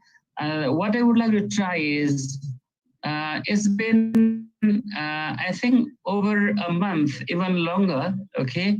We were not doing much in the beginning after lockdown, but it's been about 45 days. Every day, almost each of you, myself included, all of us are in online environment. So by now, we, I think, have developed what is online teaching, remote teaching, what is this, video conferencing, all this. So today, maybe I would like to ask you for your inputs, because if I tell, then maybe it doesn't work in one district or in one situation, but maybe if we can collectively, bring the ideas together, then maybe we'll have some solution, if not solution, some recommendations, some prescriptions for certain places, or some suggestions, let us say, let's not call them, prescriptions. So I'll be spending some time, asking you to give your input, how we can maximize learner engagement. Because I have heard, from faculties who are teaching online, particularly these bachelor's level students. Masters, have not much a problem, but bachelor's level students, they're doing fun things. What they do is they come online and then they show their face and then they go blank. They show the video, then they mute their audio, and then God knows, because they don't ask questions, they don't respond anything. They are online there, and then what happens is today somebody is missing, tomorrow somebody else is missing, so they're not engaged. Okay, so in this, I want us, all of us, to think collaboratively how we can engage them. But I took a little, a wider perspective, that is teaching remotely. But again, when I was discussing in my own mind as I was preparing, then it's so difficult. In some situations, teaching remotely is a dream. It is a dream that will never be realized. And in some places, it's just a common thing that people can just call and then teach and learn, and then they submit projects and activities. It's so simple. So in this area of situations, context, I think me simply solo presentation, making a solo presentation doesn't make sense. So today, me presenting will be little less, and you will be giving your input on how to maximize, this teaching learning, meaningfully, and then, learners engaged in the activities. So with this, let me start my screen sharing here. I'll definitely talk something, but that will be simply to sensitize you to what I have been doing. Okay, why it is not? Do you see my screen sharing? Okay, sorry. Yeah, you see my screen? Yeah. Oh, okay, Chrome browser. Okay. Now, yes, this, I don't know how to hide it. This one, okay, now I know. This always gives trouble. The photos come, yes.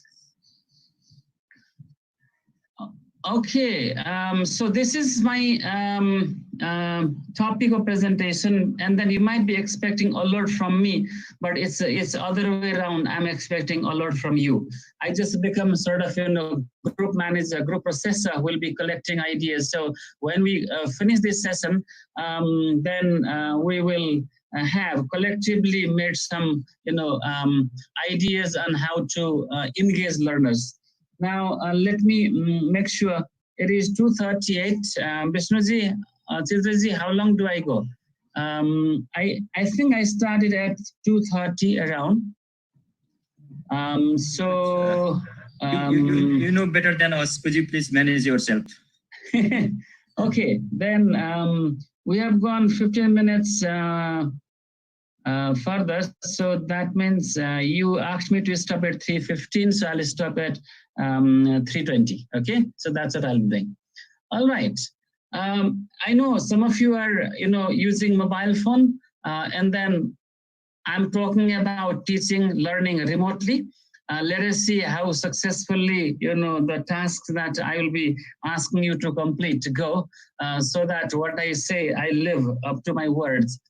That's something that technology doesn't always support us. Now, please go to menti.com. This just write menti.com and enter, and then you will see this. There'll be a space to enter the numbers, 6 numbers. So please, 6 digits. So please, 120653. So please input this, maybe because I'll have to hide this slide. So let me send you by, yes, let me send you by chat, not this one. Okay, what is chat? Okay, chat, all right. Okay, so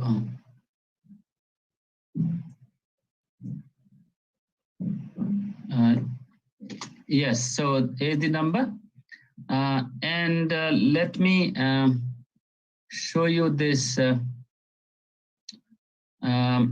Just a minute, let me present. All right, so what type of, yes, very nice. What type of tool or platform have you used for teaching remotely? Here, TV, radio is either you are a presenter on the radio or television, or you are asking students to see them and then do something as a task.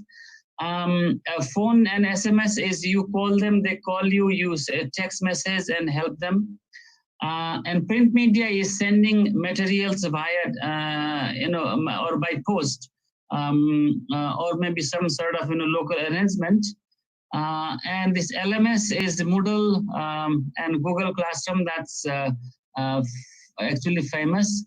And video call, like the Zoom we are using now, and then Google Meet, and then Trade University is using, they've got 5 lakh of user ID for every teacher under the umbrella of the university to use from Microsoft Teams.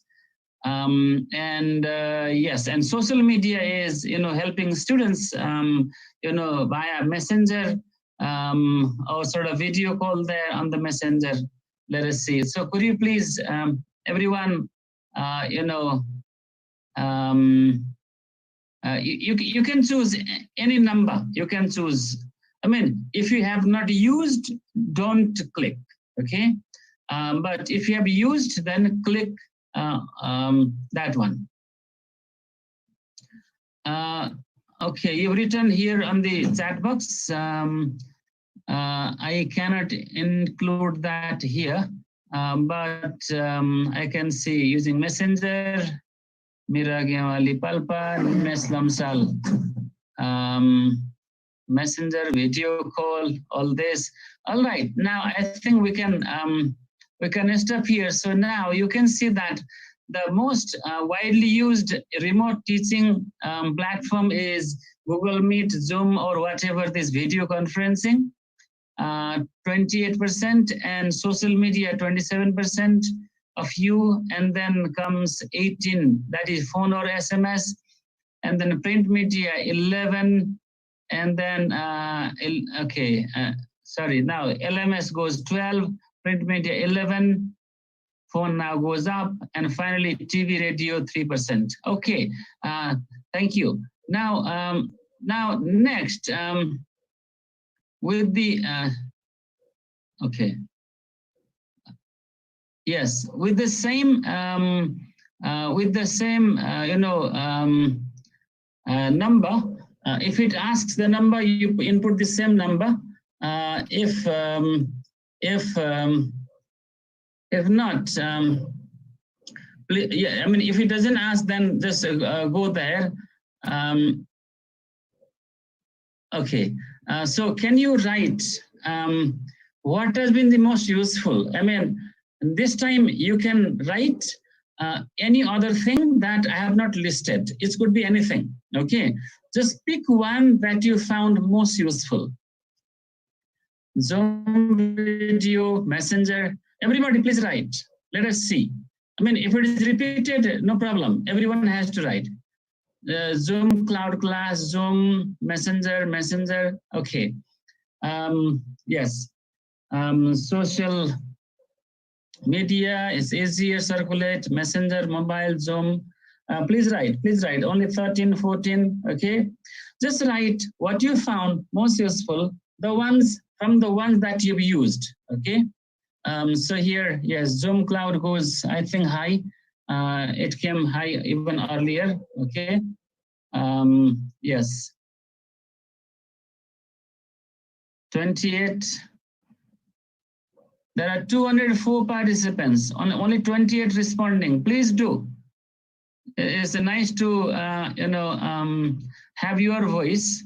Any media, whichever is available in the context. All right. I would have liked to see the specific name, Zoom, Google Class, YouTube, social media. I mean, yeah, whatever has been useful, please mention. Google Classroom, yes, fine. Friends, please, 200 plus and only a quarter of 100 responding. This might happen in most of our classes. Students are there. You can see they are online, but responses are very few. Okay. Yes, Zoom. So here, Google Meet and Zoom seem to be the mostly liked ones. Okay, there I can see this chat box. Okay, oh, maybe you have problem in writing there. So you've, okay, in the chat box, I can see a lot of them. Zoom, Webex, Cisco, Zoom, Messenger, phone call, Zoom Cloud. Okay, ISON. What is that ISON? DNC writes. I don't know.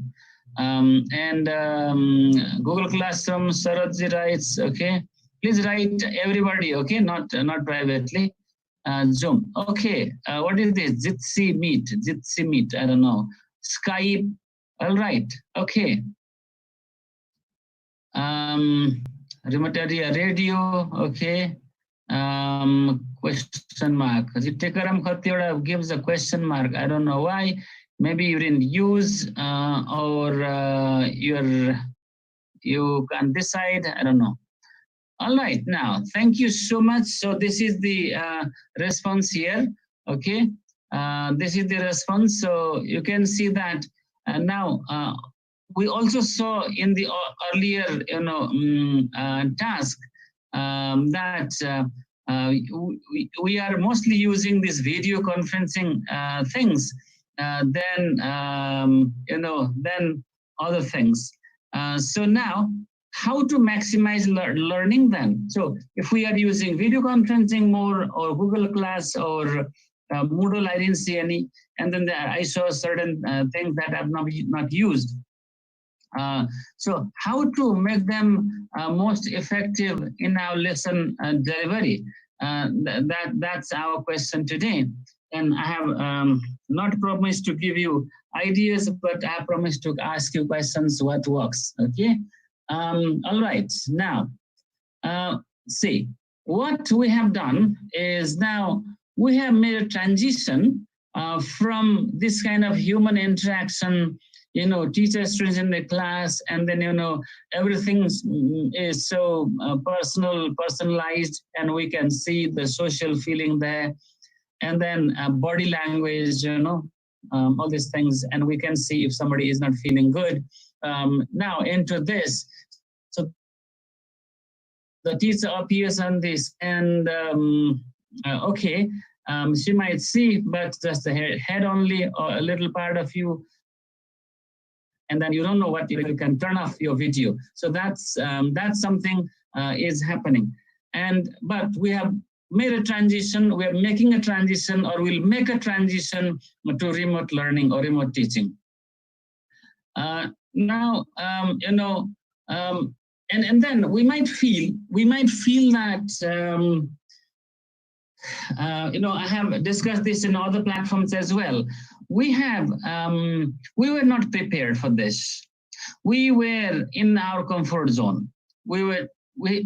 Some of us actually used notes year in, year out, and others were a little more creative, and some were very creative. But everything was, this, on our own, physically, socially, emotionally. We were with the learners, in the campus. Campus means school campus, that premises. So now, when all of a sudden the cloud comes, and then we have to teach remotely, then we see clouds there. Okay, we see clouds. There are clouds, lockdown. Okay.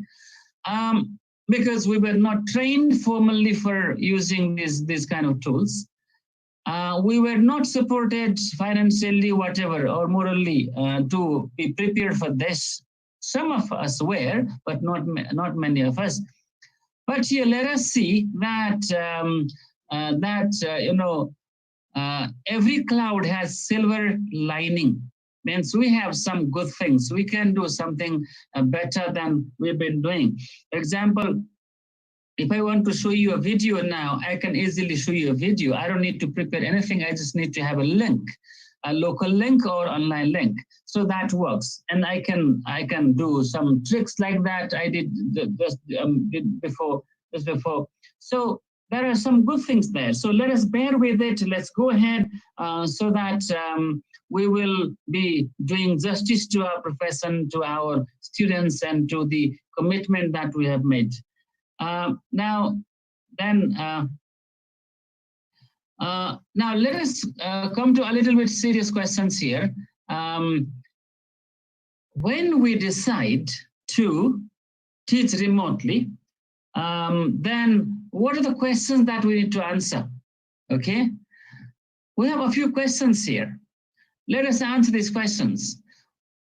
You want to teach a story about this Icarus and Daedalus, or you want to teach a lesson on simple present tense, or you want to provide a project, on collecting the book reading habits of their colleagues, then we need to ask these questions. What's the objective or intended learning outcome of this activity? What am I going to achieve? What the learners are going to achieve? These questions we need to ask. Then this will help us to design the process, to use the materials, to ration the time, whatever we plan to do, the objectives will, shape that. And then how long should the learning take? Should I give it 20 minutes now, or should I give them overnight time, or a few days, or a few hours? So we need to decide how long the learning will take, and then, okay, we will ration that much time. And next is classroom dynamics. Now, in the class, we were talking about classroom dynamics. Individual presentation, pair work, group work, small group work, whole class discussion, plenary, by an individual student or the teacher. So we were doing this. But now, in this remote teaching, we can do this, maybe not in this pandemic situation, but maybe later. Even now, we can do, because they're connected. Students are connected this way or the other when they're connected. But if we have students who do not have telephone, mobile phone, anything, then I think all this discussion today we're making is meaningless. And it's meaningless for many of our dear children across the country. There are many, okay, that are outside the scene. But those who are inside the scene now, the teachers need to decide, will only one individual, each student will do this individually, or they will do collaboratively with another student, or many students, or some students, and then, or this can be done both, in both ways, individually or in collaboration, okay? And then the best thing, or most important thing, you need to decide which media and technology do you want to use. You want to go for just text message or social media, or you want to send it by post, or you want to use this kind of video conferencing platform, or you want to use LMS. So you decide. And then how will the learners get feedback on what they've learned? So this is very crucial. So when they do something, they would like to know how they have done, okay? So how will they get feedback? Oral, written, instant, delayed, or as a grading, how will they do that? And how will they be assessed? Yes. Will they be assessed for every task? Interestingly, we were discussing this earlier, last week, that in face-to-face, presentation or teaching learning process, not everything is assessed, because we have certain times, certain situations when we assess them. But in this remote teaching and remote learning and this online whatever learning, if you do not make it mandatory for students to be assessed for any task you set, then they're likely not do it, okay? Then what to do is, we need to assess. No, you don't always do that, but major tasks must be assessed. Then they will do. You can give little thing, little grade, okay, little point, but ultimately you will average that. It doesn't make a difference. So anything that's done has to be graded. Next is, how will I motivate my students to participate in this activity? Okay, will I make it collaborative? Will I make it sort of humanistic? that they can talk about themselves, or will it be interesting to share with the family? Okay, or there are some texts in the book that help the student to study, read, and then write the answer. What's the motivation? And how will learners communicate with each other and ask the instructor questions? So now, when you set a task, learners are always, wanting to talk to each other or one another, and also to the teacher. So how will they do that? If you can answer these questions, then you are ready. I mean, you don't have to be able to answer, but at least these are thinking questions for you to, be ready. Now, next is, all of you are now, by now you're familiar. These tools or platforms that you, answered the questions on menti.com, they are either synchronous or asynchronous. Synchronous is like this.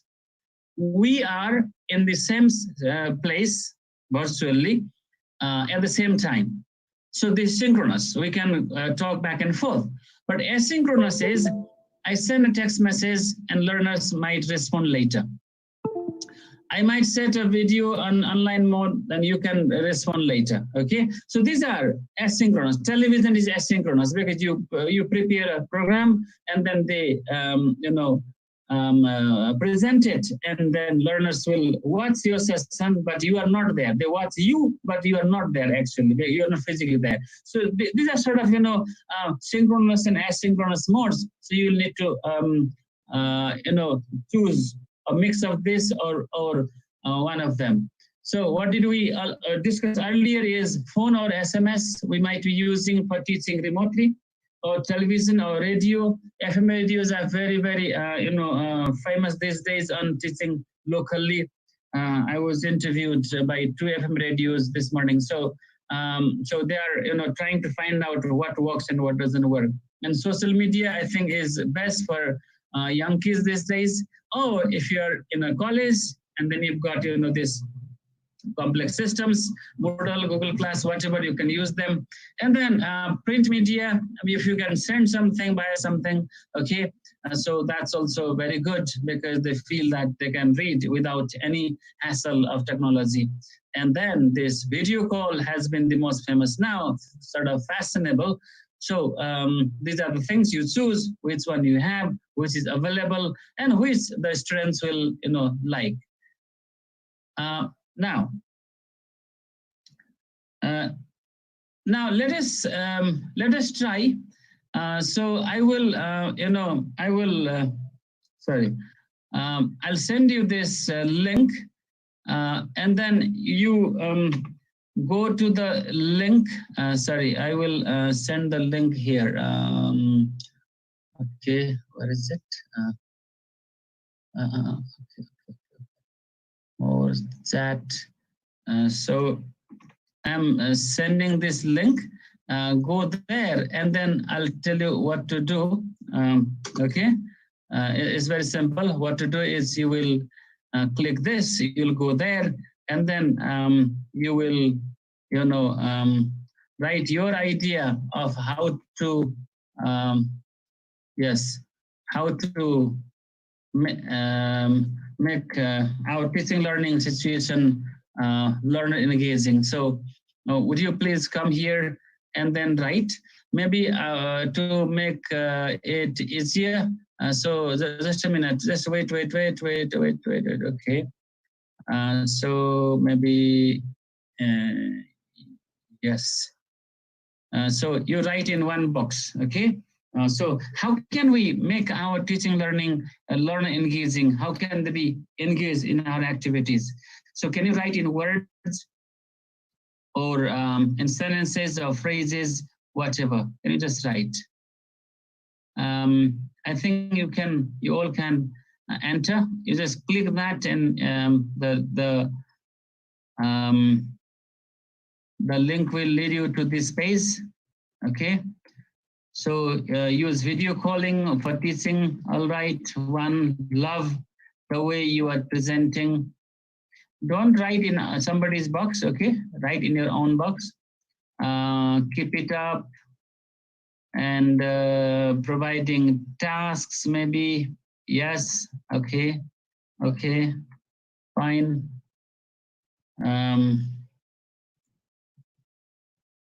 Messenger. Okay. Providing task in the messenger. All right.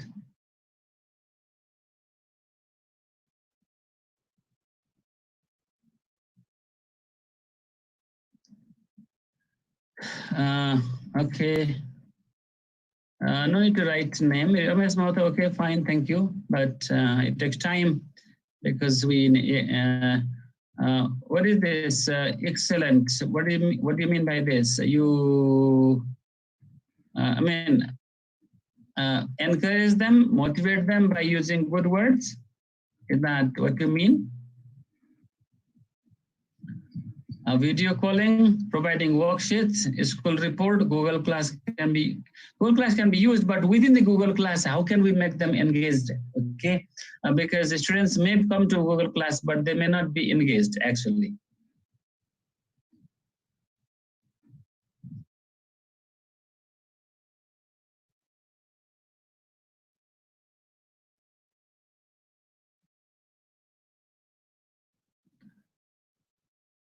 Okay. Yes, please, please write. Come on.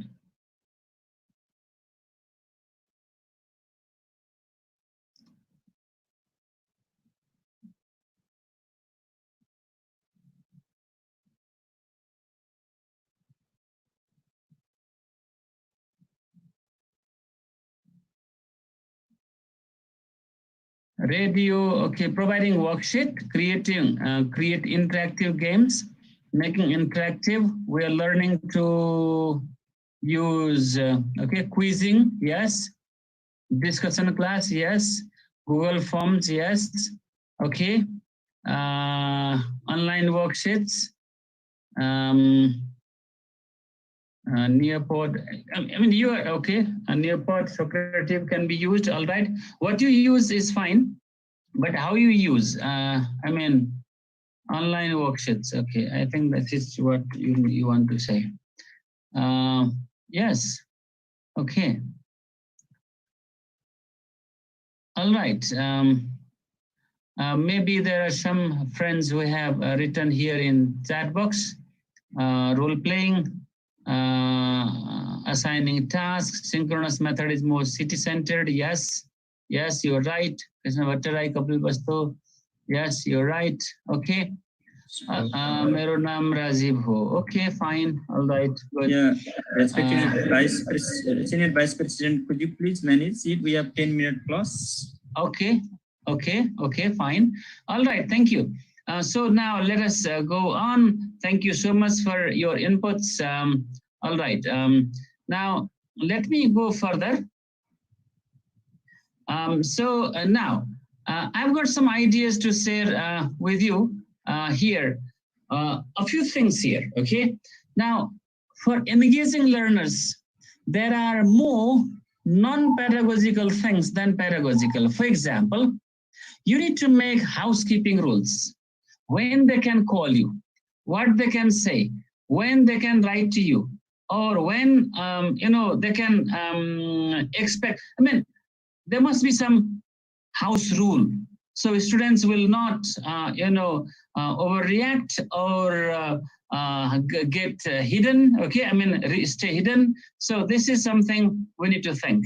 And next is because of the human rights things and because of this, human rights violation, child rights and all, please do not simply use anything, but let parents know. For example, you might be sending something in SMS or Messenger. Now, this is very private place. Okay, there's a Messenger.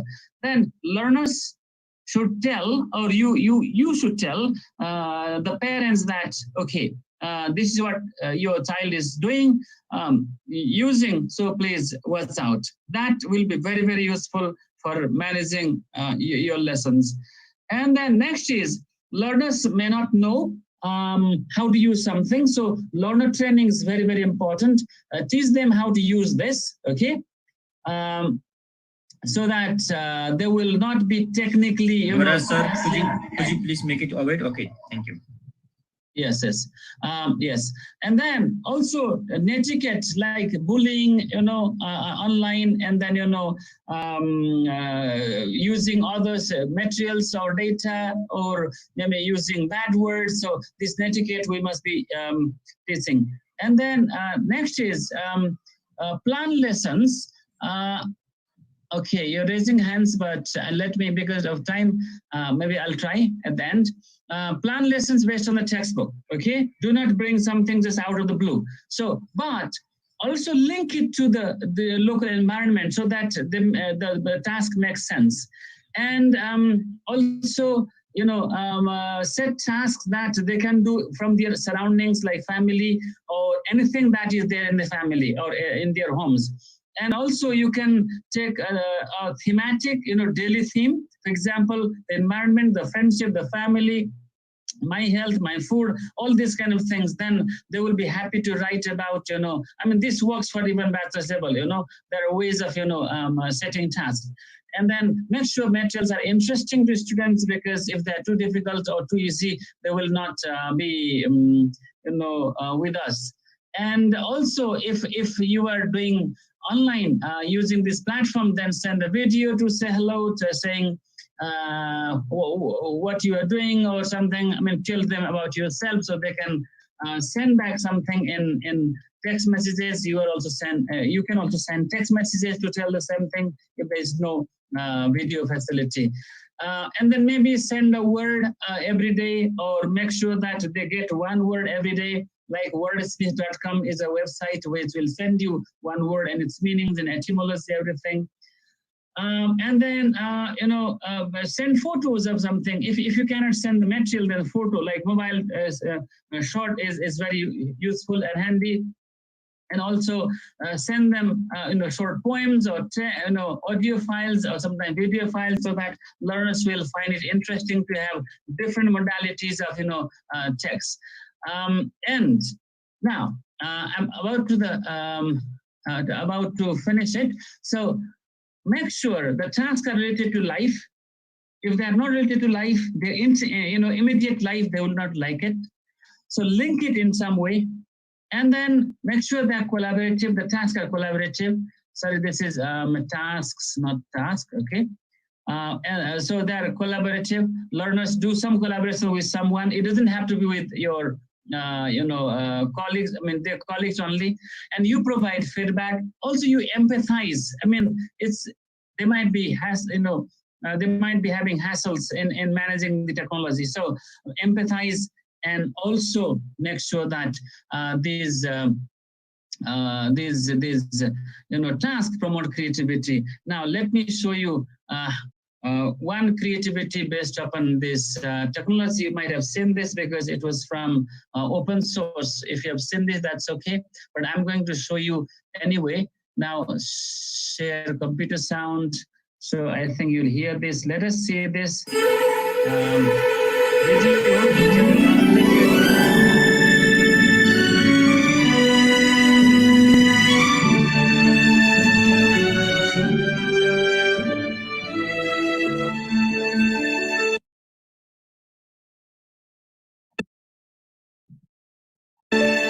It was a warm spring morning down at the Main Street schoolyard. Excitement was in the air. "Hey, check this out," said Charlie. "The school's Going Places contest has been announced. Come on, let's go get our kits." And so the kits were handed out. Everyone identical. Everyone with a set of precise instructions. Each student set off to work.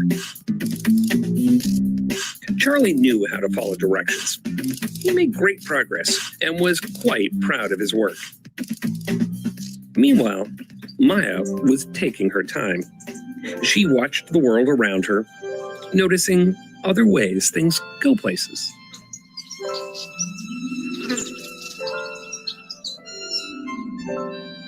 The next morning, Charlie was finished and carefully inspected his work. But a noise interrupted his thoughts.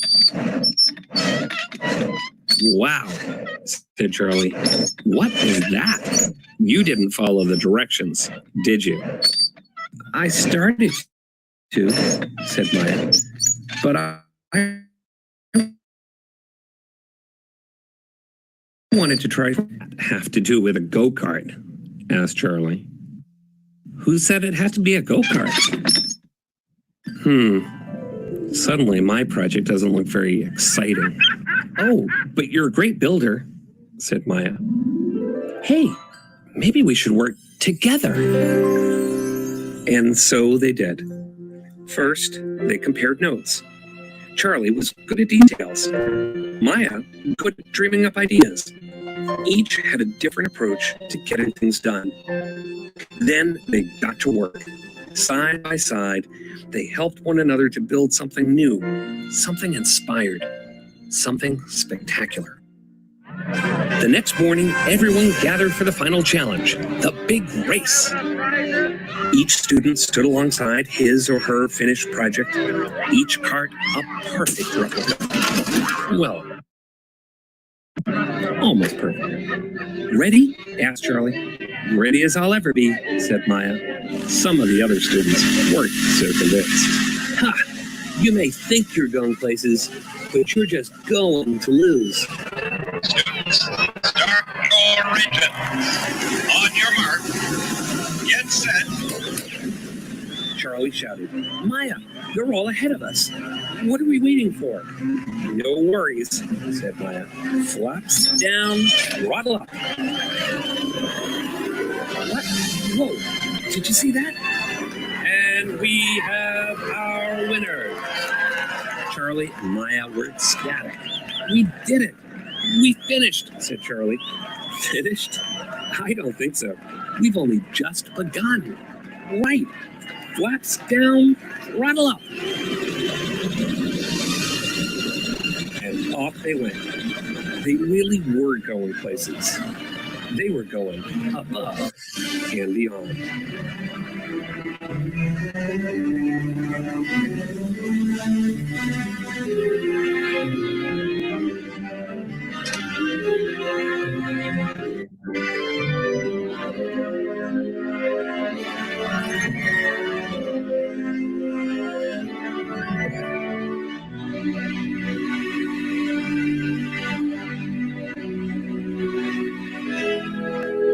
Okay, so you saw that here the teachers only set the task and everything was done by students. So we need to design something like this. So students, use their brains, use their ideas, use their insights and innovative ideas there. So what the video says at the end is give them roots and give them wings so they can fly, but they will know where they come from. So this is what we need to be doing when we teach remotely. Now let us go back to the same page once again. We went earlier. And then let us do this is the last thing we are doing. So here, please go there. And this time, what you'll be doing is you will be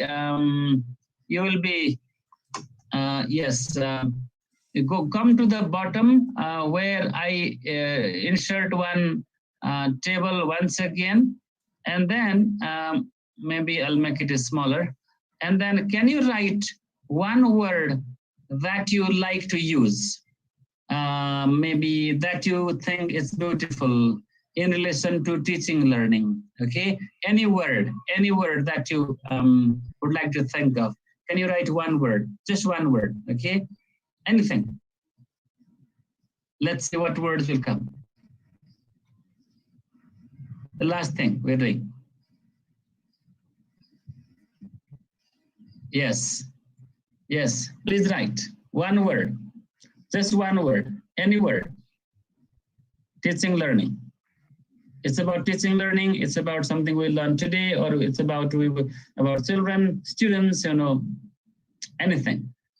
Just one word, please.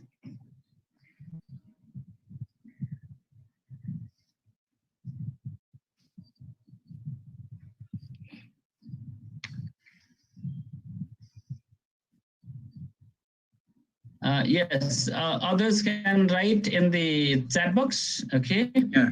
Creative collaboration, engaging. Yes, beautiful. Okay, all right. Collaboration, student friendly, innovation. All right. So, yes, so I'm about to finish. All right. Yes. Will we keep on writing, sir? So we are a little bit. Yes, yes. Okay, okay. Now, finally, let me give you the takeaways for you that you want to take ideas for how to teach remotely. So here in the chat box, I copy and paste these resource links. Okay, just copy them, and they're freely available online, not very long, short ones. So, just download them, use them, read them. Some ideas I use came from there. They're from British Council, BBC website, and there's a big repertoire of, ideas for teaching and learning. Okay. So now with this, I think, yes, I would like to say, stay healthy, but stay ahead. Means you shouldn't be lacking behind. You should be ahead. You should be shining brighter every day as a teacher. Because yesterday I was telling some colleagues, if we do not, we are at the river bank. And there's a flood of, there's a flood coming. There are two options. Either you swim and cross the river, you try whatever, or you will be swept away. Choice is yours. Okay, either swim or be swept away. But if you choose to swim, you will stay healthy and you will stay ahead with this. Thank you so much for the opportunity. I hope that your lessons will be very engaging when you teach remotely or physically together. Thank you so much. Over to you. Thank you so much, Professor Dr. Lakshman Gyamali sir, our Senior Vice President. I would like to thank for your wonderful presentation. Without delay, we are already running. We cannot take any more questions this time. Okay. So I would like to request Gangaram Gautam sir for his conclusive remarks on this session. Ganga sir, I did not see you. Gautam sir, I have seen him screen there. Could you please share your ideas here?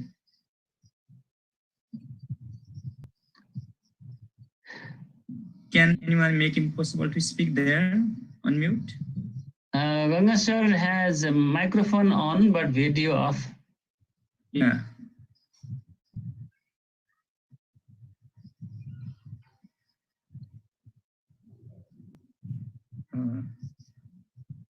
Is he speaking? They're not getting your voice, sir. Are you speaking there, sir? Okay. So if not possible now, we will let him share later. So I would like to request Mr. Birvar Sai, our NELTA Karnali province committee member, to thank to Professor Lakshman Gyamali sir for his presentation on the behalf of NELTA Karnali. Birvar Sai, sir. Thank you, Vishnu sir, President of NELTA Karnali province. Is it audible, sir? Yes. Namaste and good afternoon, all of you. Honorable President of NELTA Center, Motikala Subbadevan, Professor Dr. Jairas Avasthi, all loving and inspiring leader in academic field.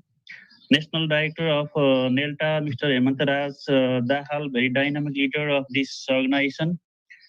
Professor Dr. Gangaram Gautam sir, Professor Dr. Lakshman Gyamali sir, experts and all the delegates, personalities, all the participants. I am very happy to be here. Especially, I am here for thanks to the presenter. So, on behalf of NELTA Karnali province and from my side as well. Yes, I would like to offer sincere gratitude and thanks to Professor Dr. Lasman Gyali for wonderful, meaningful and contextual presentation based on real context of, we can say, Karnali province. Moreover, his presentation was based on localization, we can say. So we are very much delighted to have a real taste of your presentation, sir. Once again, thanks very much, Professor Dr. Lasman Gyali, sir, for your historical presentation in the history of NELTA Karnali province. We are very much delighted. Thank you very much. Finally, I would like to thanks all the participants for active participation. Thank you, Gyali, sir, very much. We will be again. Okay, thank you very much, sir, for your vote of thanks. Thank you, Professor Dr. Gyali, sir, for your presentation. Mr. General Secretary, could you please proceed the next session, right? Okay, thank you so much. Thank you, sir. Thank you. Chitra, sir, could you please unmute yourself?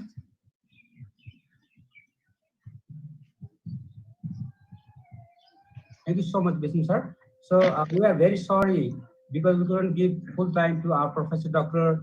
Lasman Gyali sir because we don't have time. Thank you very much. Despite of that, he could present magnificently for all of us. So now I'm going to the next session, that is session 3. The session will be facilitated by Professor Dr.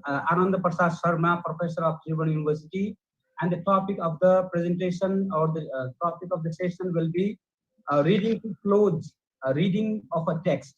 So I would like to welcome Professor Dr. Ananda Prasad Sharma, Professor of Tribhuvan University. Okay, thank you. So can you hear me? Yes, sir. Yes, sir. Welcome, sir. Okay, great. So thank you for this opportunity. And I do not have any slides. I'm just going to talk and maybe a shorter one so that we can have some times to interact with one another, right?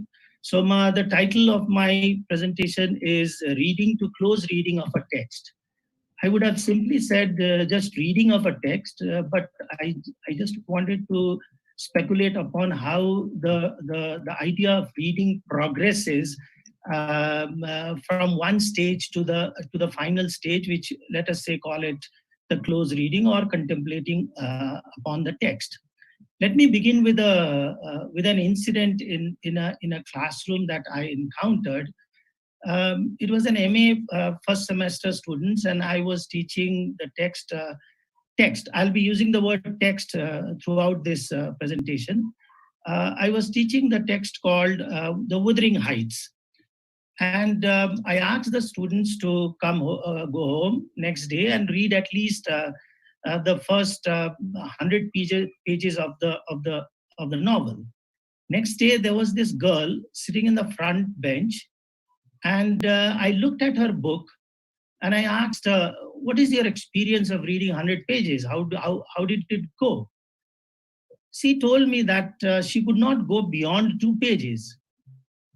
And she showed me the book. What means it was such a sight. She could read just 2 pages. And she said that reading those 2 pages, and this is at the master's level, mind you, and we can to a great extent generalize this experience. Right? What I found in her 2 pages were filled with dictionary meanings. Of English as well as in Nepali. And then I asked her, "Why did you do it?" Her answer was, "I just could not understand these words, and they were so difficult for me that every word that I came across, I had to look at the dictionary. So all I could do was read, out of 100 pages, I could read just 2 pages." See, this incident at one level, it humbled me, because I really appreciated the amount of effort that this girl had put on that. But equally, what struck me was her approach to reading. In a way, let me say how defective her reading approach was. See, English at one level we can say is twice, thrice, or more than that removed from our reality. It is not our language. So the difficulty is always obviously there. And this difficulty is not only, mind you, not only for the master's level, it starts from the school level, goes right up to the doctoral students. But one thing, two things we need to be watchful about when we take up that reading, any reading of a text is, number one is how much of energy, definitely, how much of energy, how much of time am I investing to make that text a part of my learning experience or thinking? How much of time am I giving, energy, I would say, how much of energy I'm exhausting to make that text, or whether it is Wuthering Heights or anything, a text to make a part of my learning experience or thinking pattern. Not only that, what is equally important was whether I'm taking an appropriate approach to that, towards that text or not. So the energy, the time must be complemented by the nature of approach that I am taking. So I discussed with the students, and as I said, I was humbled of the amount of energy that she invested. So I just said to them, and it's pretty painful when you have to tell them, tell the students at the MA level that you're not able to read. So I told them, okay, I just want you to go home today and then do an act which I would say, just read. Do you know how to just read? I told them, and then said, what is that? I said, when you just read, in a way, means nothing unusual. I was just saying that don't read for meaning. The whole problem lies, what I found was, she was stuck in those two pages because her constant, the energy that she was investing was to understand the meaning of the text. But my concern was the approach was defective in that sense. It was not the right. I said, just read then. What does that mean when you say just read? My concern was, and I told them that, look, if you just read a text without taking into account, which might be difficult for us to really fathom initially, but that is how reading takes place. Just read and let the rhyme, the rhythm, the structure, the vocabulary, the syntax unconsciously sink within us. See, these are all tested approaches to reading also, that you don't read for meaning, you just read for the sake of reading, where what you do is you just read it, forget the meaning, and then the sound, the rhyme, the structure, everything without our conscious effort sinks in slowly and gradually into us. Their question was, again, I said, oh, come on, how can we just read? Because the meaning is always bugging us. My answer to them was, okay, you have these little girls, your brothers and sisters at home. They go to school, they come back, and in front of you, they start singing the nursery rhymes. Whether that nursery rhymes might be Baba Black Sheep or Mary Had a Little Lamb, or whether it is in Nepali, any song that they learn at school. So I asked them, do you ever stop them from enjoying? They are jumping and laughing and singing. Do you ever ask them to stop and ask, do you know what is the meaning of the text? We never ask that. See, at one level, the ignorance of meaning can be wonderfully blissful. And that is how learning also takes place. The problem with us is because we are MA students or because we are bachelor's level students, we have to know the meaning. If we know the meaning, we are happy. If not, we are frustrated, another thing. So I would say to teach or to even learn for ourselves. I also read a lot of things which I don't understand. But that should not frustrate me because I know at one point or other, the structure might help me at other instance, and I'll prove certain with evidences from the poems also how this can happen. So I think we should learn from children at least the art of reading. That is one thing. The second thing is, when we move to a different level of reading, there is always a constant struggle between the text and the reader. The text is just like a living being. Just as another living being, when you are trying to have a relationship with other people, there is a constant struggle. We may not be consciously aware of it, or we may be consciously aware of it, but there is a constant struggle between the text, whether that text is an individual standing in front of you, or whether that text is a setting or a natural, let us say, environment. They are all texts, and we are constantly trying to interact with those texts and in one way or other understand it. And there is a psychological factor behind it. Before that, I would bring in an analogy. I mean, some of us might have this experience of breaking a horse, as they call it. How do you make a wild horse tame, and how are you able to saddle it? The whole process is known as breaking the horse. See, breaking the horse is no different than reading a text in a way. Whenever you look into a horse, the horse also is a living text, and the horse will not easily allow you to saddle it. There is a great deal of confrontation and conflict that goes on between the horse and the person who wants to saddle it before. And there is where the element of respect towards the other text comes into play. If we do not have respect towards that, if we do not have that patience towards that object, then it would be pretty difficult for us to really gain access into that text. Just like it takes a lot of energy and time and patience to break a horse, similarly, it takes a lot of time and energy to get into a text. But once it is broken, the horse or the text, they become our companion. And they live in within us, and at times they come to assist us. At times of, I would say, at times of energy also. But the big issue here is the present contemporary situation that we are living in. I always like to say that we are living in particularly not my generation, the younger generation is always living in an instant chow chow era. We have been so flooded with the idea that everything should come at an instant, like a 2-minute noodles, boil the water, put the noodle, and then it's ready for us.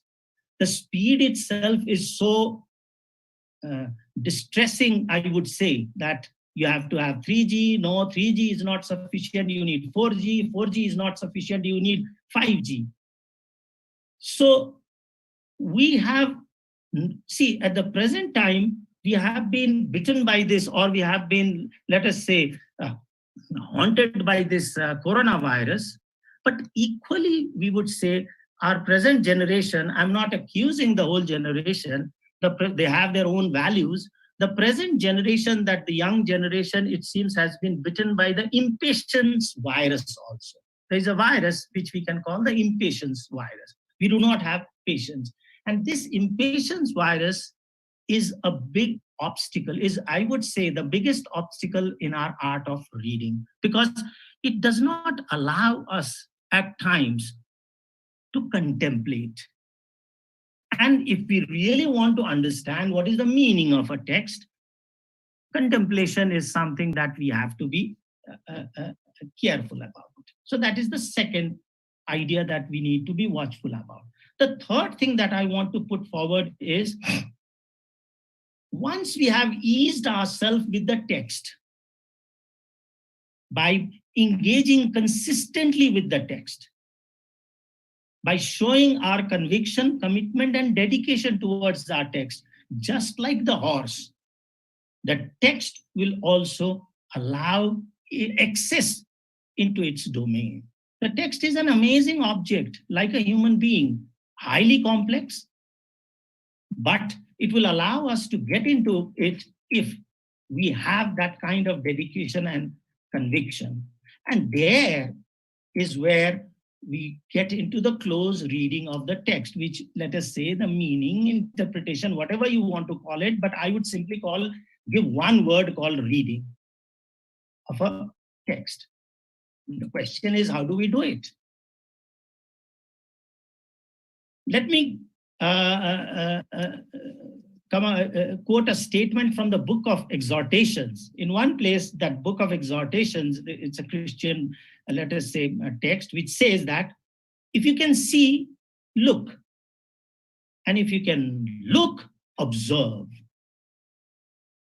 So these are the different phases that we go through reading. When you look into a text, when you see a text, this statement tells us, okay, you have seen it, but anyone with eyes, at least, with open eyes can see it. So, but the next phase becomes, if you can see, look at it. And if you can look, make sure that you observe it. That is, and there is where the whole process, the phases, different phases of writing comes into it. And then what happens is, for a serious and attentive reader, and again, how he or she slowly and gradually trains her direction, the direction towards the essence of the text, the kernel of the text or whatever it is, or to make things easier for all of us, the meaning of the text. And there is where what Wordsworth says in one of his poems, one of his lines, the flash upon the inward eye. If your honesty and your conviction gets rewarded when there is a sudden flash upon the inward eyes, and then you say, aha, that is what it means.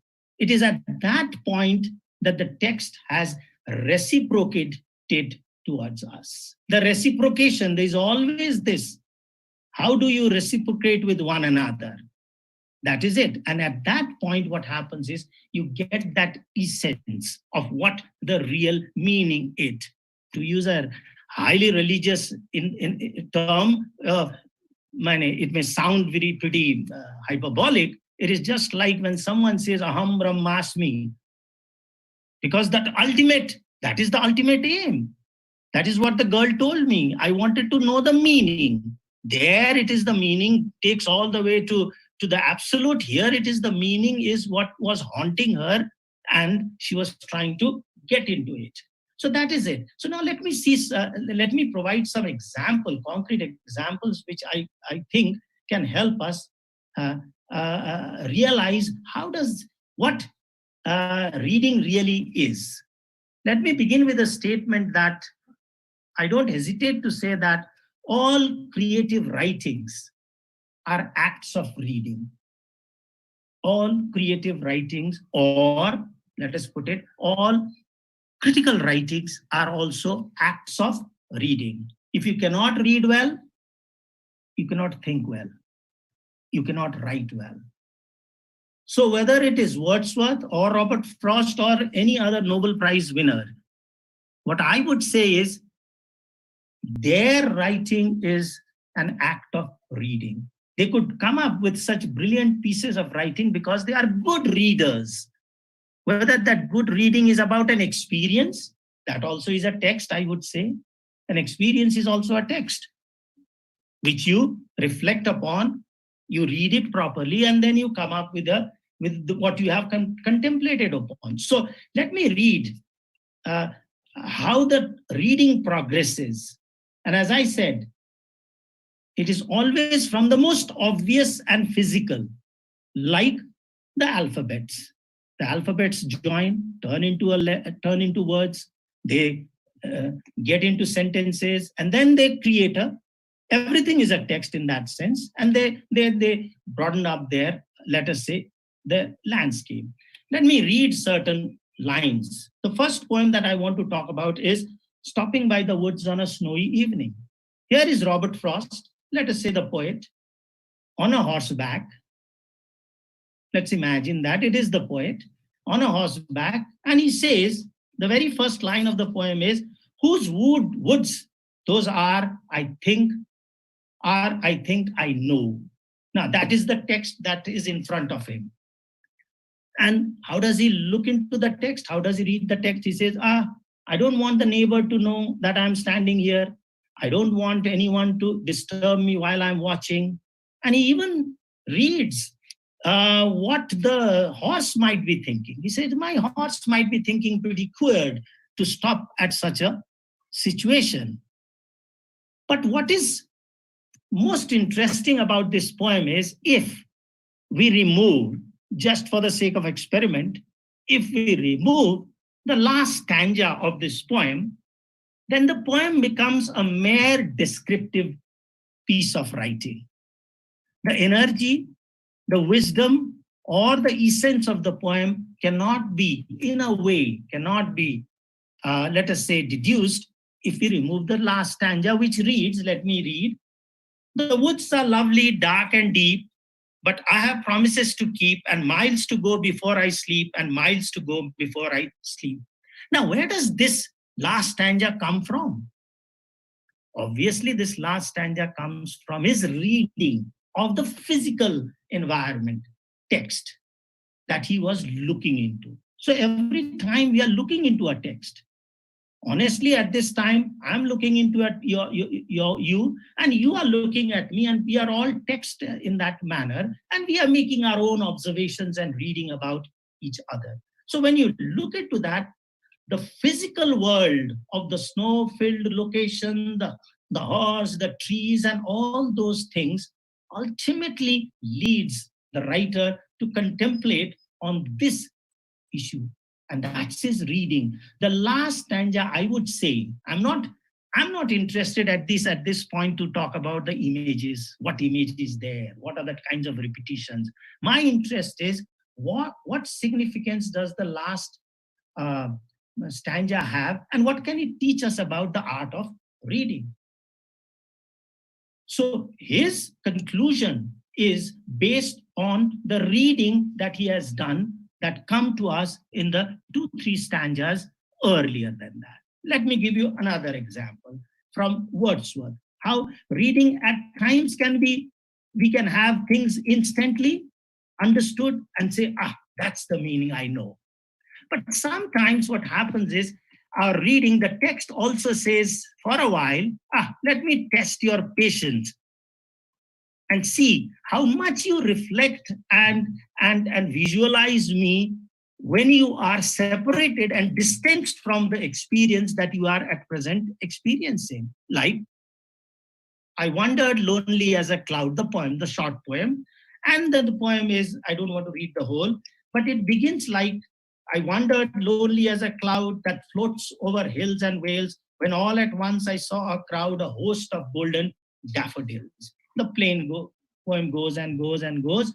And at that point, he says, unlike Robert Frost, who immediately comes and says, the woods are lovely, dark and deep, and then the reflection is already there, Wordsworth does not get into the text immediately.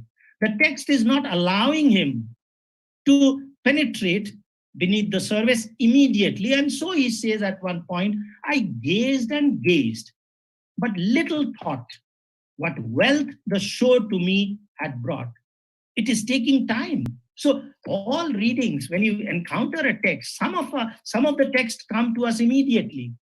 But that does not mean that the text is easy. No. It is all about how we have approached that particular text. What is our reading strategy of that text? But here, this is a good example of how this element of patience is always tested in the art of reading. He says, I gazed and gazed, but little thought. I didn't know what was it trying to convey me. What meaning was it trying to convey me? But after that, when he is distanced in time and space, this is what the final stanza comes. When he says, for oft, when in my coach I lie, in vacant or in pensive mood, they flash upon that inward eye, which is the bliss of solitude. And then my heart with pleasure fills and dances with the daffodils. Now, let us question ourselves or ask ourselves, has there been instances where we have read something and which has come to us immediately?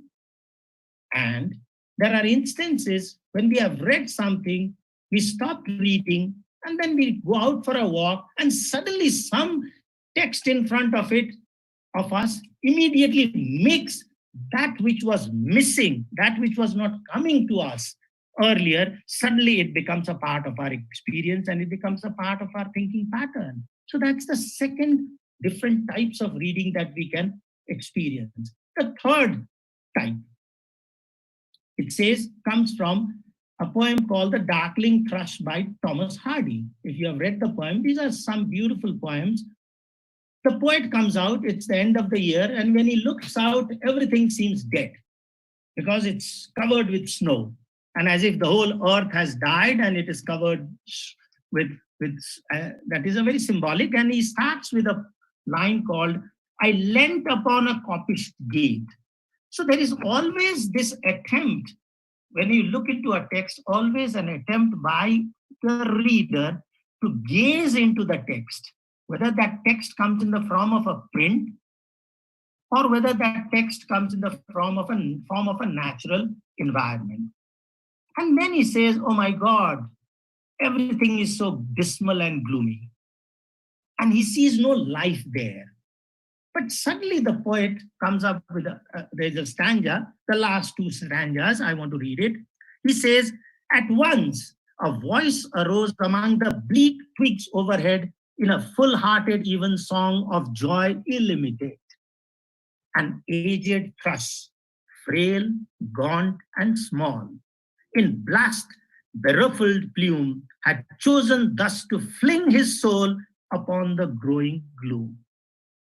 So little cause for carolings of such ecstatic sound was written on the terrestrial things, afar or nigh around, that I could think there trembled through this happy good night air some blessed hope whereof he knew and I was unaware.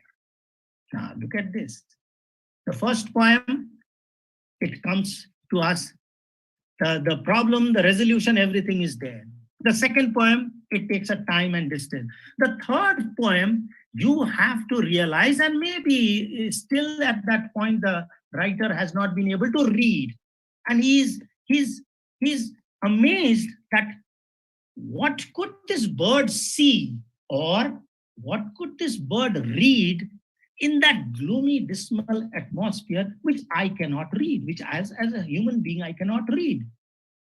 So these are the kinds of things that we encounter in the process of reading. So reading a text is not an easy job. It's not only uttering sentences. It is something pretty serious. And finally, we have the different phases can be brilliantly read by how Wordsworth has read the environment in Tintern Abbey. In Tintern Abbey, there are we can read distinctly different readings of nature by Wordsworth. He's reading nature. And first stage, he says, I was like a boy. He talks about his own experience, about a boy reading the natural world. The second stage, he says, I was like an adult. And then he has these different phases. And these phases are the gradual steps that one is taking in order to make our reading more and more and more, let us say, complex, not only complex, but far more delightful also.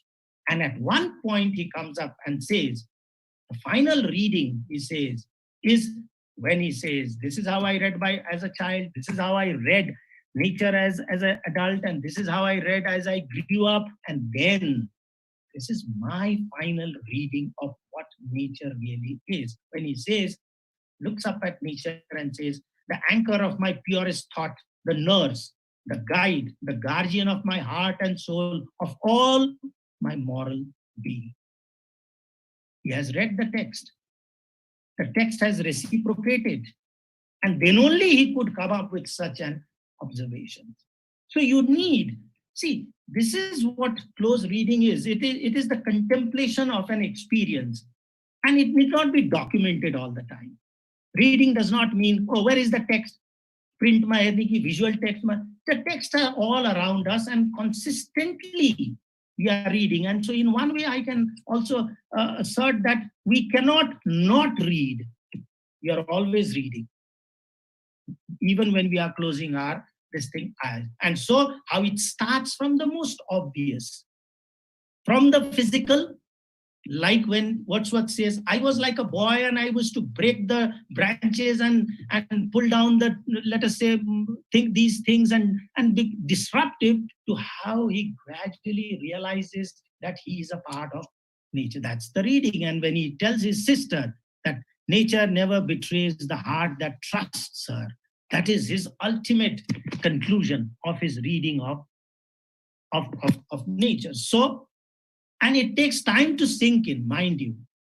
And as I said, the impatience virus is so strong that it at times frustrates us and would not allow us to contemplate, because the transitional movements, we have to go through the transitional moments where you have from the external, we move into the internal.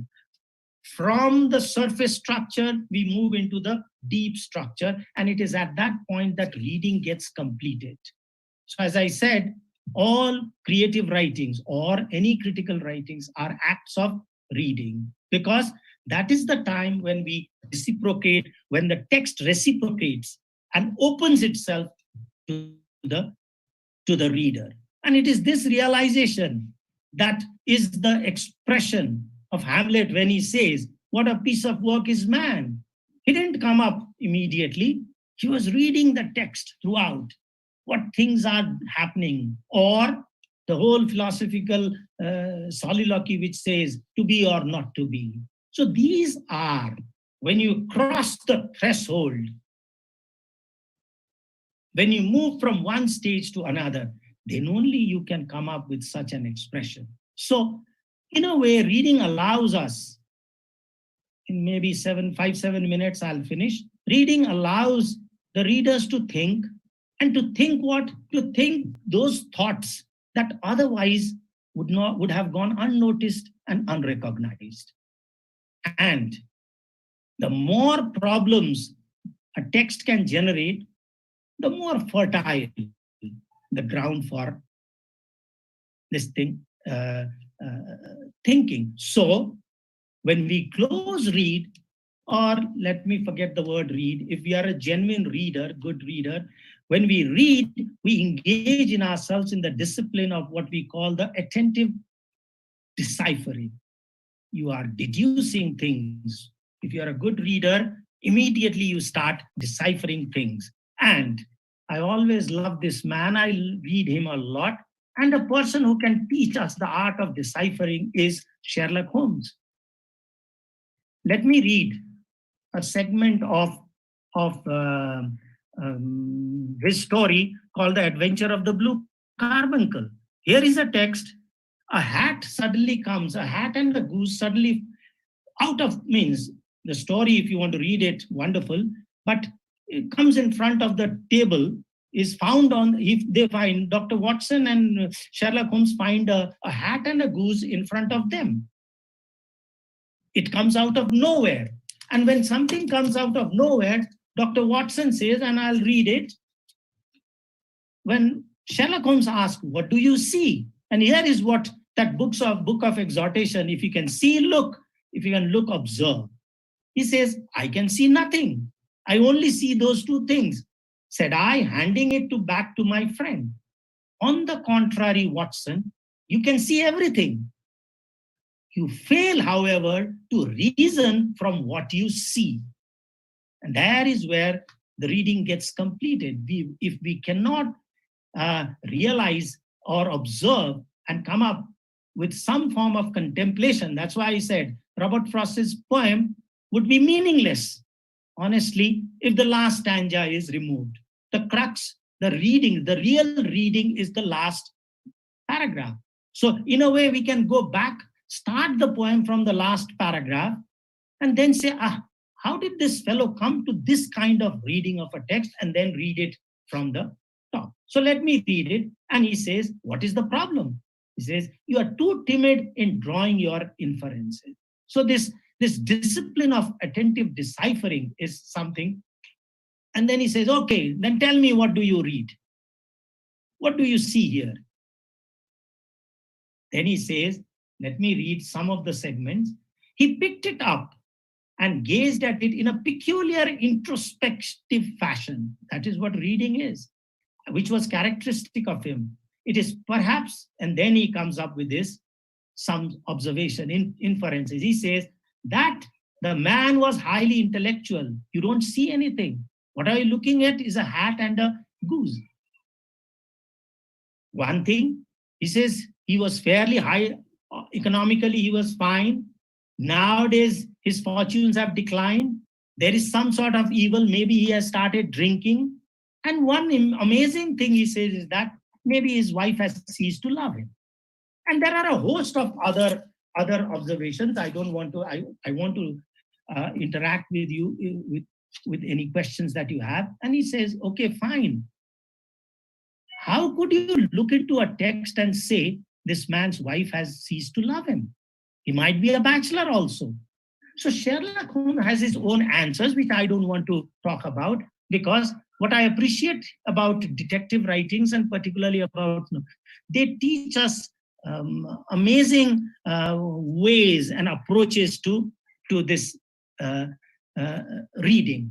Finally, let me end my, let us say, this sharing with an example which is right in our doorstep, the coronavirus. The coronavirus has become such a difficult text to read. And we are seeing that.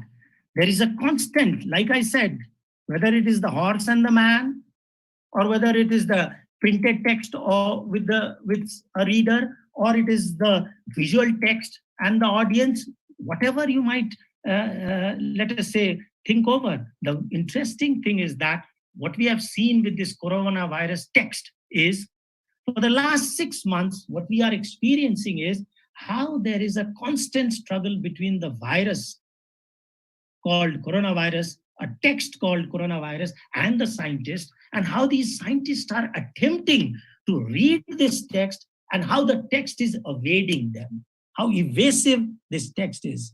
Sometimes they say this is it, sometimes they say that is it, sometimes this remedy, sometimes that remedy. So this is such a difficult text to read, and all writings are like that. Some of us would come to us easily. Some of us would have demand so much upon us.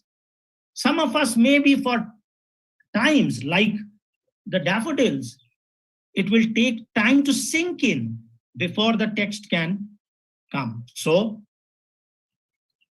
the scientists are trying to gain access into the realities of the text called coronavirus. I would put it in that way. Only then a vaccine can be found. Only then they can be like Robert Frost, who came up with the statement saying the woods are lovely, dark and deep. Only then they would be like Wordsworth, who says, okay, this is nature never betrays the heart that trusts her. They are just like like Thomas Hardy, who looks into the bird and says, my goodness, what has this bird seen which I have not been able to observe? So let me conclude. As students of language and literature, we must realize that there is no substitute to reading. And I say there is nothing but reading. If there is one thing that we must be attentive to, if we want to get into the essence of the text, whether you call it the kernel, the meaning, or realize the deep structure of the text, the only way out is to read and read and read. The final remark, Philip Davis, a professor in a university in UK, he was having a conversation with his friend, with a colleague, on this concept of reading. And he was asked, why do you read? And the colleague answered, I read because I seem to have forgotten so much in life. And honestly, this coronavirus and all these isolation has given us an amazing opportunity to read and reflect upon everything or most of the thing that we have forgotten about life. So the final words are stay safe and start reading. Thank you. Thank you. Thank you so much, Professor Dr. Ananda Sharma sir, for your wonderful sharing and in-depth inspiration for us, encouraging for us to read. Thank you so much. On the behalf of NELTA, I would like to request Professor Dr. Lakshman Gyamali sir to give vote of thanks to our respected presenter, Professor Sharma. May I request Lakshman Gyamali sir, could you please unmute yourself?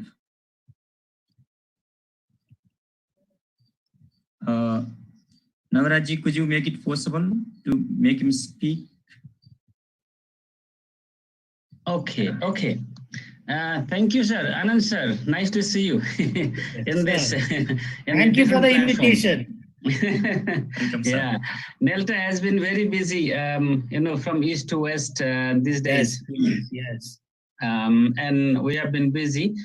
Now, the president of NELTA Center and the province and other colleagues in the committees, and our speaker, Professor Dr. Anand Sharma sir. Many of you might know or do not know, Anand sir was actually the founding member of NELTA, and then he's always available whenever NELTA invites him. And then he comes here and then puts that flavor of language teaching where content comes more important than the form, than the presentation. I think the content is very important. But today it was a mix because reading is between, both way, as a form, presentation, as a methodology, as a pedagogy, and also as an input. Because in language learning, without input, there will be no output. Okay, so that's the point. And then, Stephen Krashen wrote a book, The Power of Reading, but he wrote it when he turned 60. And then my professor, Tony Wright, used to make fun of him. Lakshman, this Krashen has discovered something at the age of 60. What did he discover? That reading helps. So I'm 63 now. Okay, but the point is, but for us, I think reading is in our blood because we grow by reading, all mantras, this Swastani Pratkatha reading or whatever, our this ritual reading and other readings, that we do in the family are I think, one way of, this cultural transmission that we do or cultural reproduction that we do, which is through reading or through listening. So that was very timely presentation, sir. I heard in the beginning and end, in the middle, I had something else, but I heard that, your example, your anecdote was like, somebody, putting her mind in peripheral things and then forgetting reading. So I think reading has to be by reading only. There's nothing else. Then other things will just come by. Yes. So thank you so much. NELTA is, as an organization, and we members are grateful to you. And Karnali NELTA, which has many Suina, yes, Vishnuji? Yes, Suina is dreams. Suina Karnalika. So it was one of the dreams that they did e-conference. It was well organized, and then a lot of participants and presenters coming. Thank you, sir. Thank you so much. We'll see you again and again. Thank you. Thank you so much. Thank you. Thank you. Thank you. Thank you so much, Professor Dr. Lakshman Gyamali sir, for your vote of thanks. Thank you so much, Professor Dr. Ananda Sharma sir, for your nice presentation and sharing for us and encouraging us to read. Thank you so much for this session. I would like to request Mr. General Secretary to proceed the next session ahead. Thank you. Thank you so much. Thank you so much, Professor Dr. Anand Prasad Sharma sir, for your excellent presentation. It is about literature and it's about reading and reading habits. Thank you very much for finishing your presentation on time. So now we are proceeding ahead. So this is the fourth session. The session is on NELTA. NELTA Discourse Forum. Topic of this presentation of this session is professional development practices and way forward. For this, the moderator is Dipendra Kumar Khatri, Assistant Professor, Surkhet Campus Education, Tribhuvan University, and he is also the Secretary of NELTA Surkhet branch. And panelists are all the chairs or all the presidents of NELTA provinces, 7 chairs, and we have got our profound, our giant personality, Professor Dr. Jairaj Awasthi sir, the founder, president or past president of NELTA. So I would like to welcome all the panelists, and I would like to hand over the floor to moderator Dipendra Kumar Khatri. Very good evening. Good evening. Thank you, Chitra Sir, General Secretary, NELTA Karnali Province. So I'm very much delighted this evening because in this NELTA discussion forum, we are with 9, the first men, I call them the first men. So without delay, I would like to introduce them in front of us in the screen, and like to start the session because we are in limit of time. So I would like to start to welcome all the delegates. I call them the 9, the first men. So let's start with Professor Dr. Jairaj Awasthi sir as General Secretary already introduced. So I don't want to take long time to introduce him again. He just as the founder of NELTA, obviously past president of NELTA and founding Vice Chancellor of Far Western University. Let's welcome him in this screen. Namaste. Thank you, sir. Now, similarly, I would like to request Mr. Khagendra Bahadur Thapa, founding the first man in Karnali province who founded the NELTA in this region. So let's welcome Mr. Khagendra Thapa, sir. Thank you, sir. Nice to see you.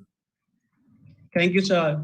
Likewise, I would like to introduce other 7, the first men who are leading NELTA in different 7 provinces of Nepal. So without delay, with not giving detail about them, just I would like to welcome them one by one. From Province 1, President Mr. N.P. Bandari sir, please welcome. Thank you. Thank you, sir. I am ready. I am present here. Okay, thank you, sir. Now, likewise, from Province 2, Mr. Dinesh Yadav, President NELTA Province 2. Sir, Dinesh, sir, I think we have. Okay, we'll wait. Okay, similarly, I would like to welcome from Bagmati Province, NELTA President, Mr. Ganesh Umagai sir.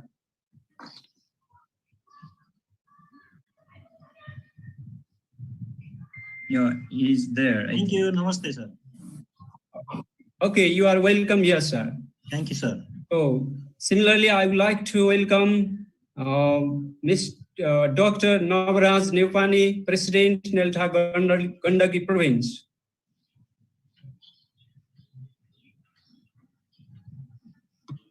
Namaskar, everyone. Warm good afternoon. Thank you, sir. You are welcome. So, similarly, I would like to. Sir, so From on the behalf of NELTA Province 5, there is our Senior Vice President Gopal Basal sir. So it's a little bit change. It's a latest change. So let's welcome to Gopal Basal sir, Senior Vice President, Okay. Province 5. Province 5. Okay. Gopal Basal sir, please, you are welcome. So thank you so much for the invitation. Namaste everyone. I'm here. Okay, you are welcome here, sir. Likewise, I would like to welcome Mr. Vishnu Kumar Khadga, NELTA Karnali Province. Thank you, sir. Similarly, I would like to welcome NELTA President from Sudar Paschim Province, General Secretary Mr. Surendra Vajja, sir. It will change there. Surendra Vajja, sir. Are you here, sir? Thank you. Thank you very much, sir. Welcome, thank you. sir. Good afternoon, everybody. I am present here. Thank you. Okay, I'm very much delighted on behalf of NELTA Karnali Province to meet you here, all of the delegates here. So without delay, I would like to start our discussion session. So for our time being, so I have divided the session into three rounds. So first round, just we'll have kind of setting about NELTA, then we'll have discussion in second round about the challenges, and finally we'll discuss some way forward. So for your kind information, please, I would like to request to be on time about in one turn about 2 or 3 minutes. So because of time being,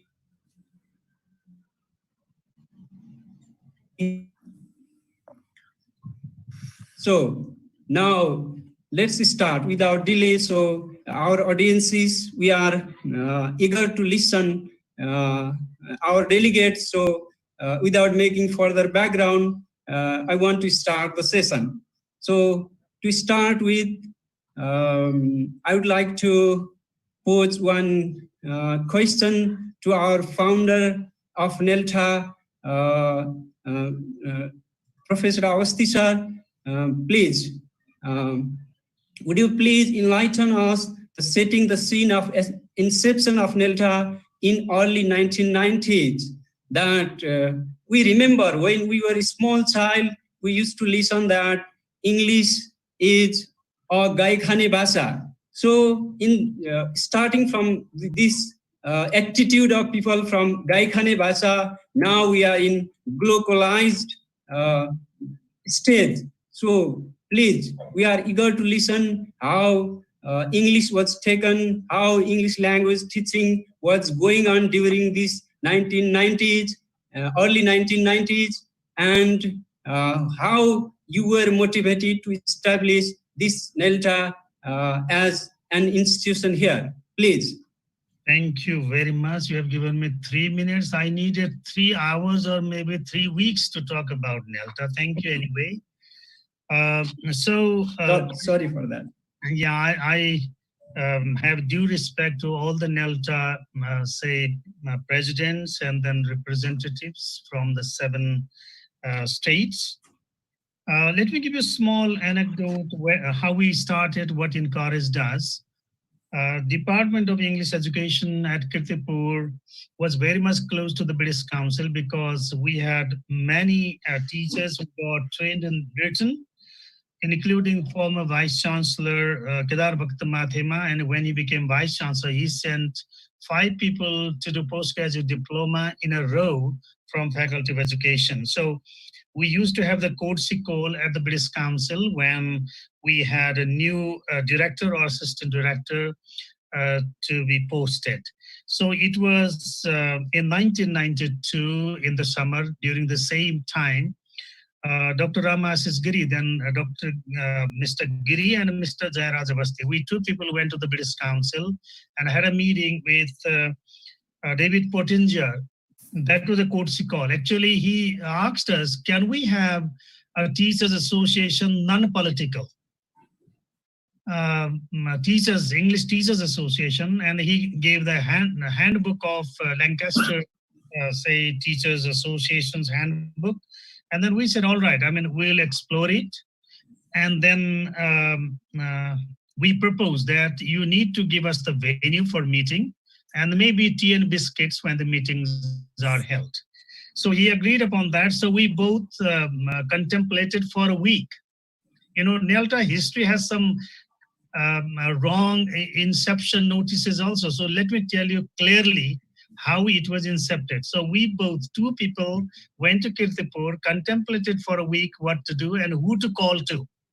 Then we made a list of the people and then invited Dr. Tirtha Kanya, and then Jyoti Shrestha. She was teaching at Maharajganj campus.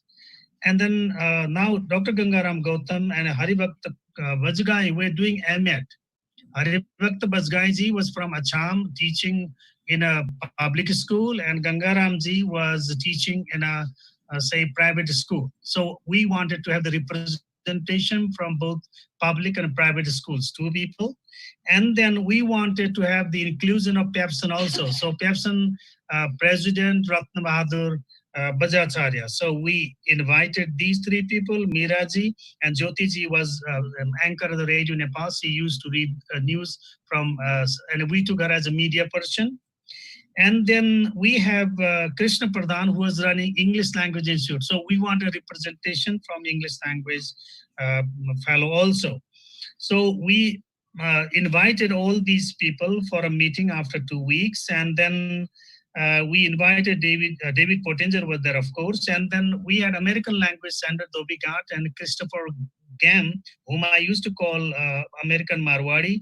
So we invited these two people in the meeting also, and then gave a shape to it. And then the committee gave me the say responsibility of writing the constitution of NELTA. So therefore I wrote it and presented in the meeting. Initially, there was no, say, hierarchical system. No coordinator, no president, nothing at all. So I used to be the secretary to keep the minute. And then we used to have the chairperson in a rotation. So in the NELTA history, things are, say, a little bit distorted. And then for 6 months, we went like that. And so later on, the constitution was passed, and we had several meetings for logo this time, the say logo, as well as the so letterhead also. So it took quite some time to decide it, and finally the constitution was passed. And then this is how we then I went outside the country, so that a committee was formed under the chairmanship of Dr. Tirtha Kanya, because we had to register it at district administration. Then only the formal ad hoc committee under the chairmanship of Dr. Kanya was formed. So this is how we started NELTA as a non-political, very professional English Teachers Association. Thank you. I will come back later.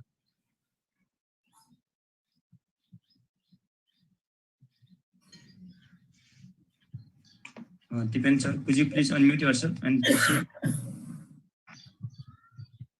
Okay, thank you, sir. Now, as I announced, there are 9 the first men to introduce to work with NELTA. So I'm moving to the second, the first man, Mr. Khagendra Bahadur Thapa, sir. Why he is the first man? Because he is the founding member of NELTA in Karnali region. So I would like to request Mr. Thapa to highlight the context, the setting of English language activities, teaching activities, and people's attitude towards English language during mid-1990s, as NELTA was established in 1996 in Surkhet, in this region. Okay, thank you, Dipendraji. I'm glad to present my views here.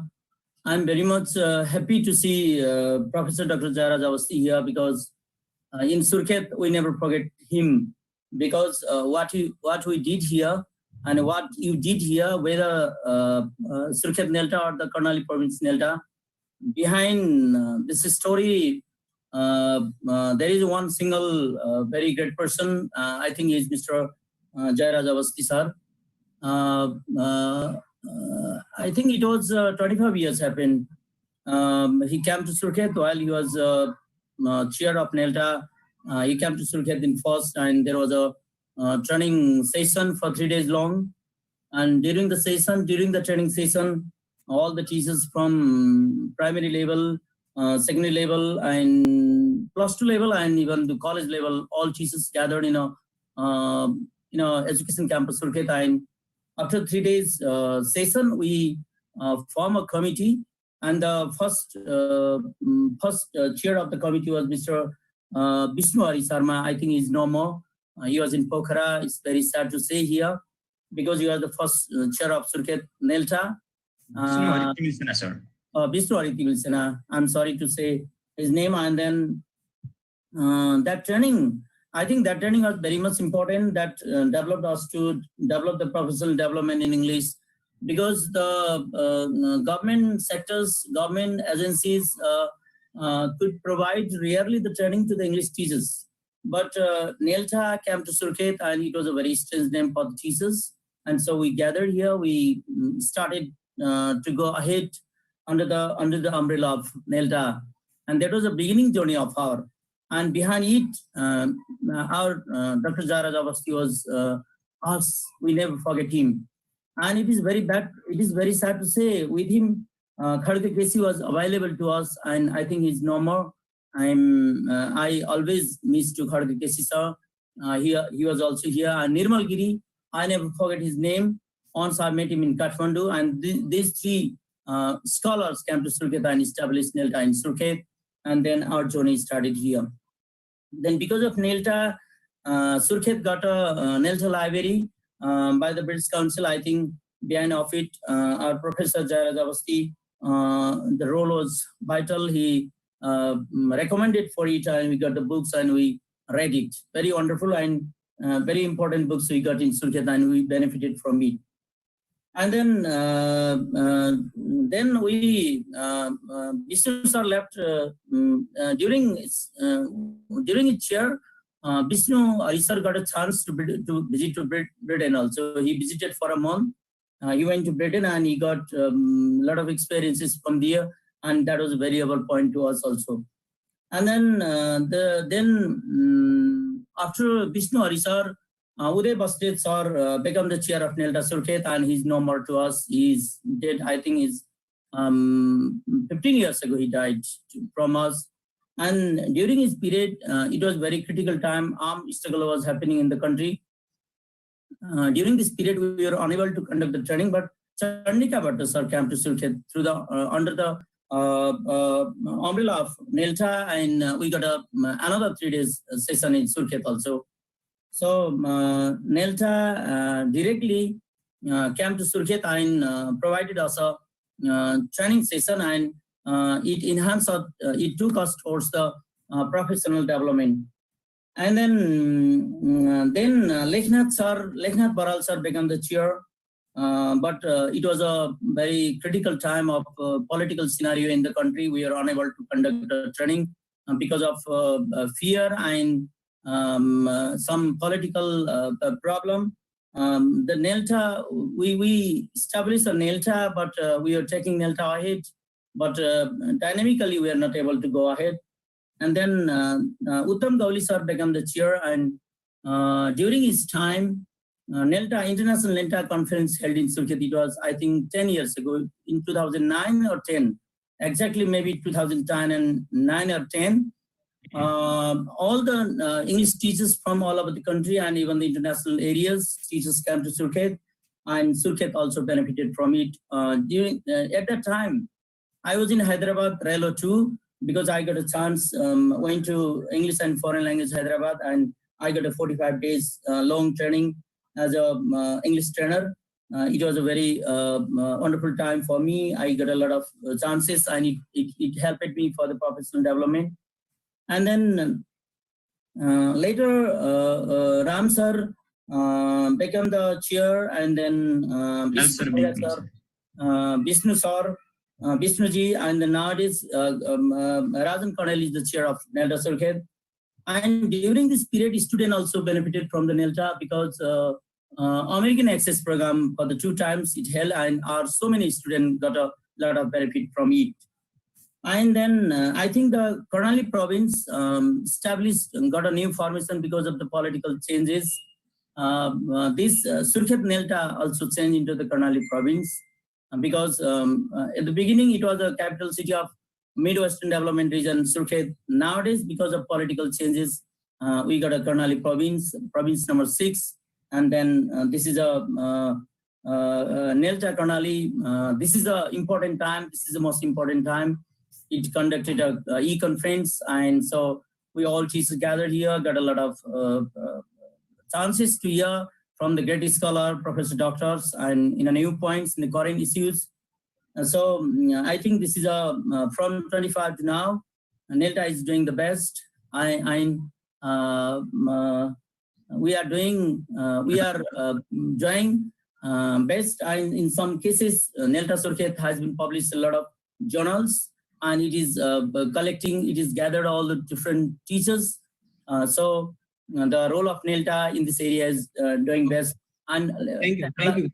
At the last time, there are the 2 universities, and Midwestern universities and Tribhuvan universities. So it is also very useful. NELTA is putting all the lectures, teachers around it, and we are going ahead. Thank you, Divyanaji. Thank you, sir.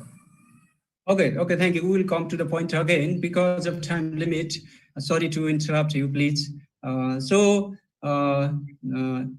Because of time limit, we are moving fast. So I would like to move the first man, Mr. N.P. Bandari sir, President NELTA Province number 1, to highlight the scene of NELTA in his province.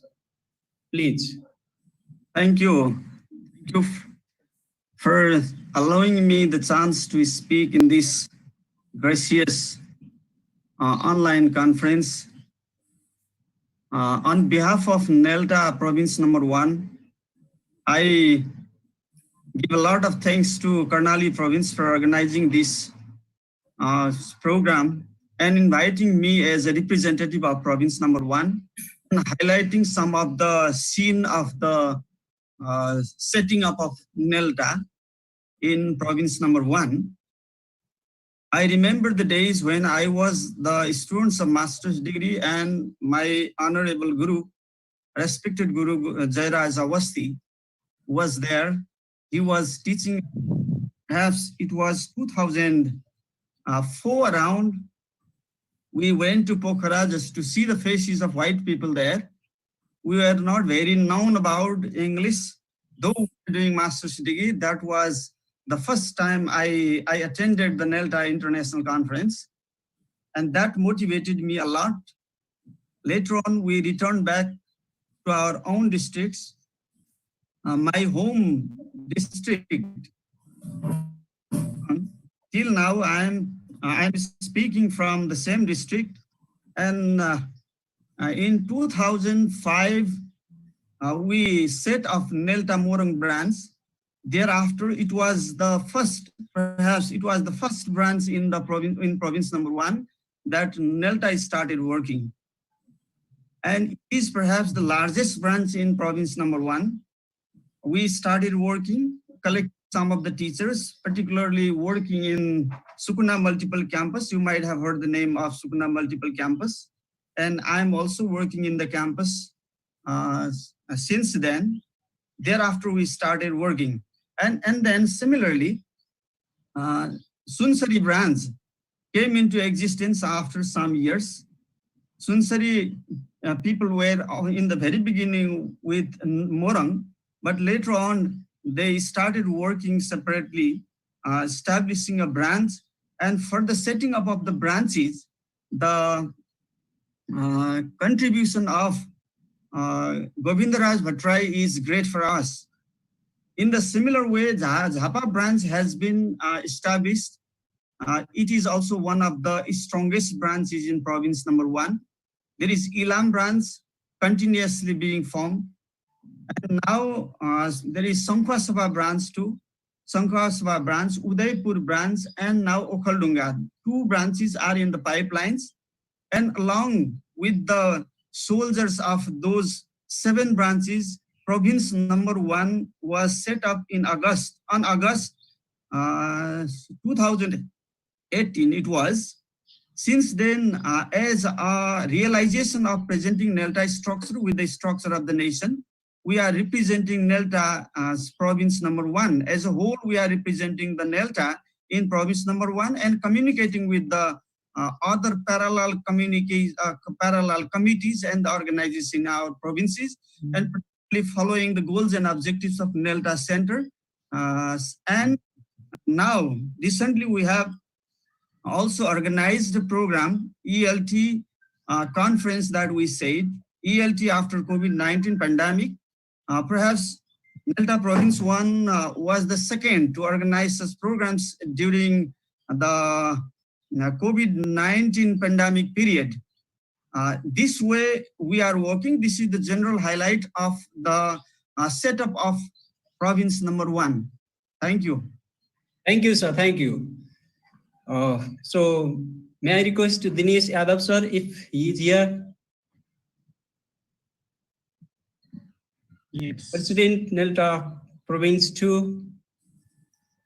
Sir. Sir. Okay. Okay, let me invite then Umagai, sir, President, NELTA Bagmati Province. He's here. Yes, sir. I'm here, sir. I'm here. Welcome, sir. Okay, Dinesh Yadav, sir. We welcome you and would like to reflect the scene of NELTA in your province, please. Being the presidents of NELTA in your province, we are willing to listen from you the activities that are going on in your province. Thank you. Thank you, sir. Am I audible? Yeah. Depends. Am I audible? Yeah. Thank you. Thank you, sir. Very brief. First of all, I would like to thank you, the whole organizing team, and everyone who have been working lots and lots to make it happen. Before that, I would like to extend my sincere thanks to the gurus who are present in the forum now, Professor Dr. Jairaj Awasthi sir, and his students, and my colleagues, my friends, everyone. Thank you. Well, sir, though on behalf of the province too, I would like to welcome and I'd like to congratulate you all for being the forerunner of the program and being working on the forum as a frontliners. We are also preparing and we have nearly scheduled, almost ready to make it happen next week. So by tomorrow we'll be letting you know our schedule. Thank you. But before that, I would like to tell you a new program that we are going to launch. Through these Zoom apps, we are going to launch a program called Inter-District Interactional Webinar. It will be a week, 6 days, a week program, mingling these webinars or the presentation and panel discussion both together. It will be 1.5 hours, 1 hour, 30 minutes. That's 90 minutes per day. So presenters will be from our branch and the panel discussion will invite the veterans, will invite the people with a high think, with a with a big expertise. They will be sharing their expertise and their experiences so that we can make it benefit during this pandemic COVID-19. We have been learning lots right from province 1 started webinars, and we have been quite busy attending program. Right now also we have the parallel program going on. This British Council is conducting program right now also. we have the program here. So we have got lots and lots forum. We have got lots and lots platform where we can present ourselves, where we can represent ourselves, where we can gain lots and lots things. So the sole credit goes to the pioneers of NELTA, who also may not have thought that NELTA will take such a trailblazing action in the field of ELT, in the field of teaching. See, you can see the example. There are lots of subjects, lots of educators, lots of teachers, but they are all inside the room, only dealing with a classroom or maybe sitting idly. But it's only we English teachers who have been benefited lots and lots by staying inside the room, staying inside the home. So thank you, everyone. Thank you. Thank you, sir. Now, okay. Now we are eager to listen the activity from Bagmati Province President Ali Sumagai, sir. Please set the scene of your province. Thank you, Dipendra sir. NELTA Karnali President Vishnu sir, NELTA President Motikala ma'am, my honorable Guru Professor Dr. Jairaj Awasthi sir, respected provincial heads, all ELT professional from east to west. Today, I really feel very much honored to be, especially with Awasthi sir, who initiated NELTA. I still vividly, I still vividly remember the Awasthi sir's wonderful classes 20 years ago at Kirtipur, always inspiring and encouraging. My great honor to you, sir. Now, I have little time to go long back. So, as I am representing province, Bagmati province, it is very young one now. So, I am talking about some activities, major activities. As soon as the NELTA bylaw was approved by the Nepal government, Bagmati province committee was formed by its first ELT conference and AGM in the gracious presence of Motikala ma'am, Hemanta sir and Lakshmi Oja sir. It was held on 16th June 2018. Among 7 provinces, NELTA Bagmati was formed first, I think so.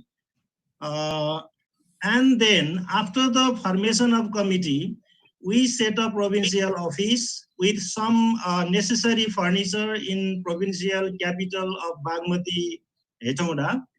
For it, we contributed a couple of thousands money per committee members. Then immediately after the formation of provincial committee, we announced to organize the NELTA national conference of NELTA, as NELTA Center was not going to organize regular international conference due to upcoming TESOL NELTA conference. About 14 months ago, on 2 and 3 March 2019, we made it happen in the gracious presence of Honorable Chief Minister of Bagmati Province, Mr. Dormani Paudel, NELTA President Motikala ma'am, our great gurus, Awasthi sir, Abhi sir, Ganga sir, and other so many dignitaries from home and abroad. It was really an ambitious announcement for us. We did not have even have single penny in our bank account, but we did not give up. With the kind support of NELTA Center, NELTA branches under Bagmati province, local governments, and NGOs, other well-wishers, we made it the grand success. By utilizing this forum also, once again, I would like to express my sincere gratitude to all keynote and plenary speakers, presenters, and 800 plus participants from home and abroad for their invaluable time, expertise, and participation. Again, NELTA Bagmati is the first province to organize this kind of mega event. Let me share some publication by NELTA Bagmati, newsletter of NELTA Province 3, now NELTA Bagmati, containing all activities of NELTA Center, provinces and branches, was published during the conference in March 2019. First volume of NELTA Journal was NELTA Journal of Bagmati was published in March 2019. And next one, we conducted a week-long, 7-day online teacher training program for the first time 1 month ago on 19 to 25 April 2020. This training was coordinated by our General Secretary, Mr. Kishore Parajuli. Among the branches, it was NELTA Banke, which is led by Omraj Khadka sir, to start online training. And among the provinces, first of all, NELTA Bagmati initiated the virtual conference for 7 days. I know most of you have played great role to make our program success by presenting the wonderful sessions and participating in it. NELTA Bagmati extends its gratefulness for your precious time. Another one, now, altogether there are 13 branches in Bagmati province, and now we have 10 branches here under Bagmati, NELTA Bagmati. Now, latest one is Sindhu Palchok is added here. After the formation of province committee, ad hoc committee has been formed in Sindhu Palchok. It has already completed bylaw requirements to be full-fledged committee. Now, altogether, there are 10 branches out of 13 in Bagmati province. Now, these are some reflection, or let's say some activities conducted under Bagmati province. Thank you, sir. Thank you, sir. It's because of time pressure, please. Yeah. We have to catch time. So I would like to request likewise Dr. Navaraj Neupani, the President, NELTA Gandaki Province, please, if you can, please, I would like to request be short to set the scene of your province regarding to NELTA's activities. Good afternoon and namaste to you all NELTians and participants. Thank you so much, Dipendra Khatri sir, for moderating such kind of wonderful program. Honorable Chair, Chief Guest, and Professor Dr. Jayaraj Awasthi sir, whom I called Bhishma Pitama of NELTA. I've seen him there. We have been Arjunas now, and we are producing Abhimanyu. So I would like to call him Bhishma Pitama, taking his permission. Actually, NELTA Karnali, with NELTA Karnali, I'm really grateful. On behalf of NELTA Karnali province, I'd like to express my gratefulness to NELTA Karnali. And I remember the time when I was talking with Vishnu sir, when NELTA Gandaki was organizing 3-day virtual panel discussion. We talked together and we dreamed of gathering 7 provincial head along with central head and Bhishma Pitama like this. This has been substantiated. So I'd like to congratulate Vishnu sir for organizing such kind of wonderful program. Actually, regarding the history of NELTA, I have no more words to say. When NELTA Center was established in 1992 and its full-fledged executive committee was formed in 1993, and I'd like to make a mention that Pokhara branch. Pokhara was the first branch which was established in 1992 after the establishment of its center. So I'm from the same background, so I'd like to make a mention of this. Now, since there is a time constraint, I know because I've got the recent experience of time value, I'll be very brief. If I talk about the history of NELTA, it will be like bringing coal to the castle. In front of the pioneer of NELTA, I can highlight the NELTA history. I'd like to begin from when we were elected. In 2018, as Ganesh sir just mentioned, NELTA Gandaki was also formed. I would like to begin from there. Actually, NELTA Gandaki has been marching ahead with its two-pronged activities. One is training and research. I'll be concentrating on these two issues only, and I'll be very short. The wing of research aims to encourage our colleagues to conduct research works, prepare their research articles, and get them published. Is the aim of publishing our journal. This is evidence in its publication of purely peer-reviewed journal, Journal of NELTA Gandaki, that has been indexed in NABJOL. We have already published its 2 volumes, and the 3rd volume is in its process. If you search it in NABJOL, you can stretch it out, and we are trying to index it in other web sources as well.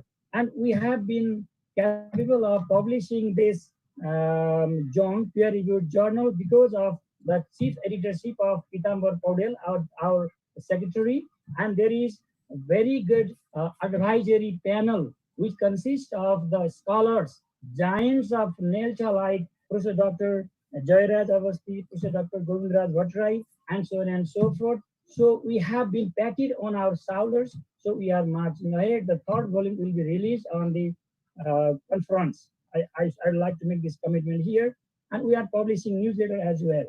And we also conduct different types of workshops on how to write journal articles. Regarding research, I would like to speak this much. Regarding training, actually the wing of training aims to update our colleagues' pedagogical horizons by means of training based on their demands.